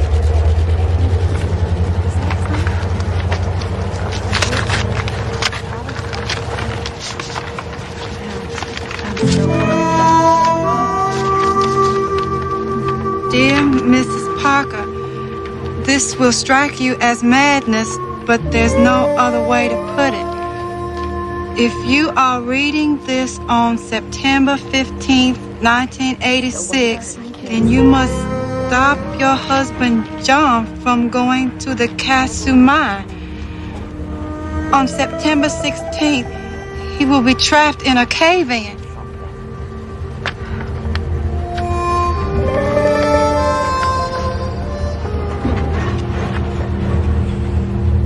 I don't want excuses. I want equipment. And I want it here right now.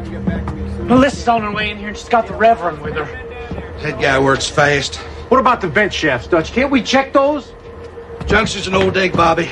They didn't drop as many vent shafts as we do now. Yeah. We're just going to have to face facts. Our chances of finding Parker are non-existent. I'm sorry, Please, Melissa. listen to this. John Parker is trapped in a junction in a tunnel opened September 2nd, 1912. Approximately 25 yards north of Pillar 11. Let me see that.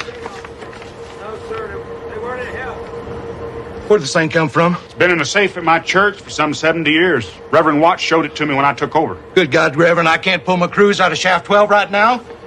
You don't just pick up and move a crew like that on some goofball idea. Parker's dying down there. Do it. Do what the letter says. Melissa, I'm Look, you're the one that sent him down there.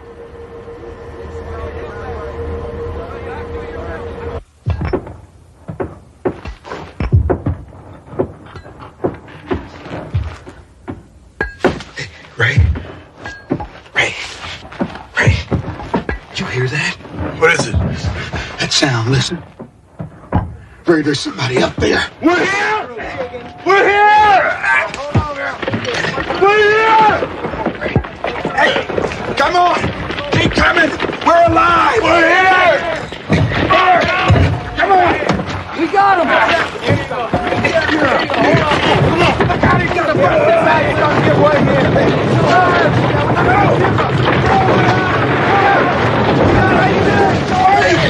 I'm down here!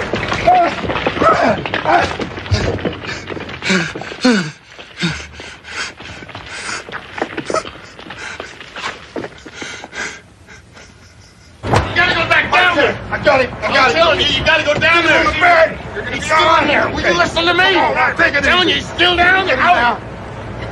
What's he talking about? He's only one missing. Too much dust, I suppose, makes you see things. Oh, Ray, you're safe. Thank God. Oh, God. Sarah, this man saved me. His name's John Parker. He didn't know me. He didn't have to help me, but he's still down there. No, Ray, it's all right. You're safe now. We can go home. I got you back. I can't just leave him down there. Ray, they say that you were the only one down there. Here's a picture of his wife. He told me all about her. The picture's painted. I know this sounds crazy, honey, but this man's from the future. And somewhere, somehow, she's worrying about him just like you worried about me. I gotta help him, honey, even though it may mean interfering with the Lord's plan. Ray. No.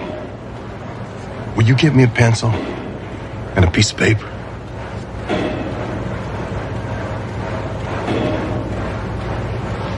I don't understand any of this, but I love you. And I will help you. Your husband saved my life, Mrs. Parker. And if you believe that a man facing death thinks only of those things that are important and true, you should know that John was thinking of you. He's too good a man to spend his life begging forgiveness. Sincerely, Ray Dobson.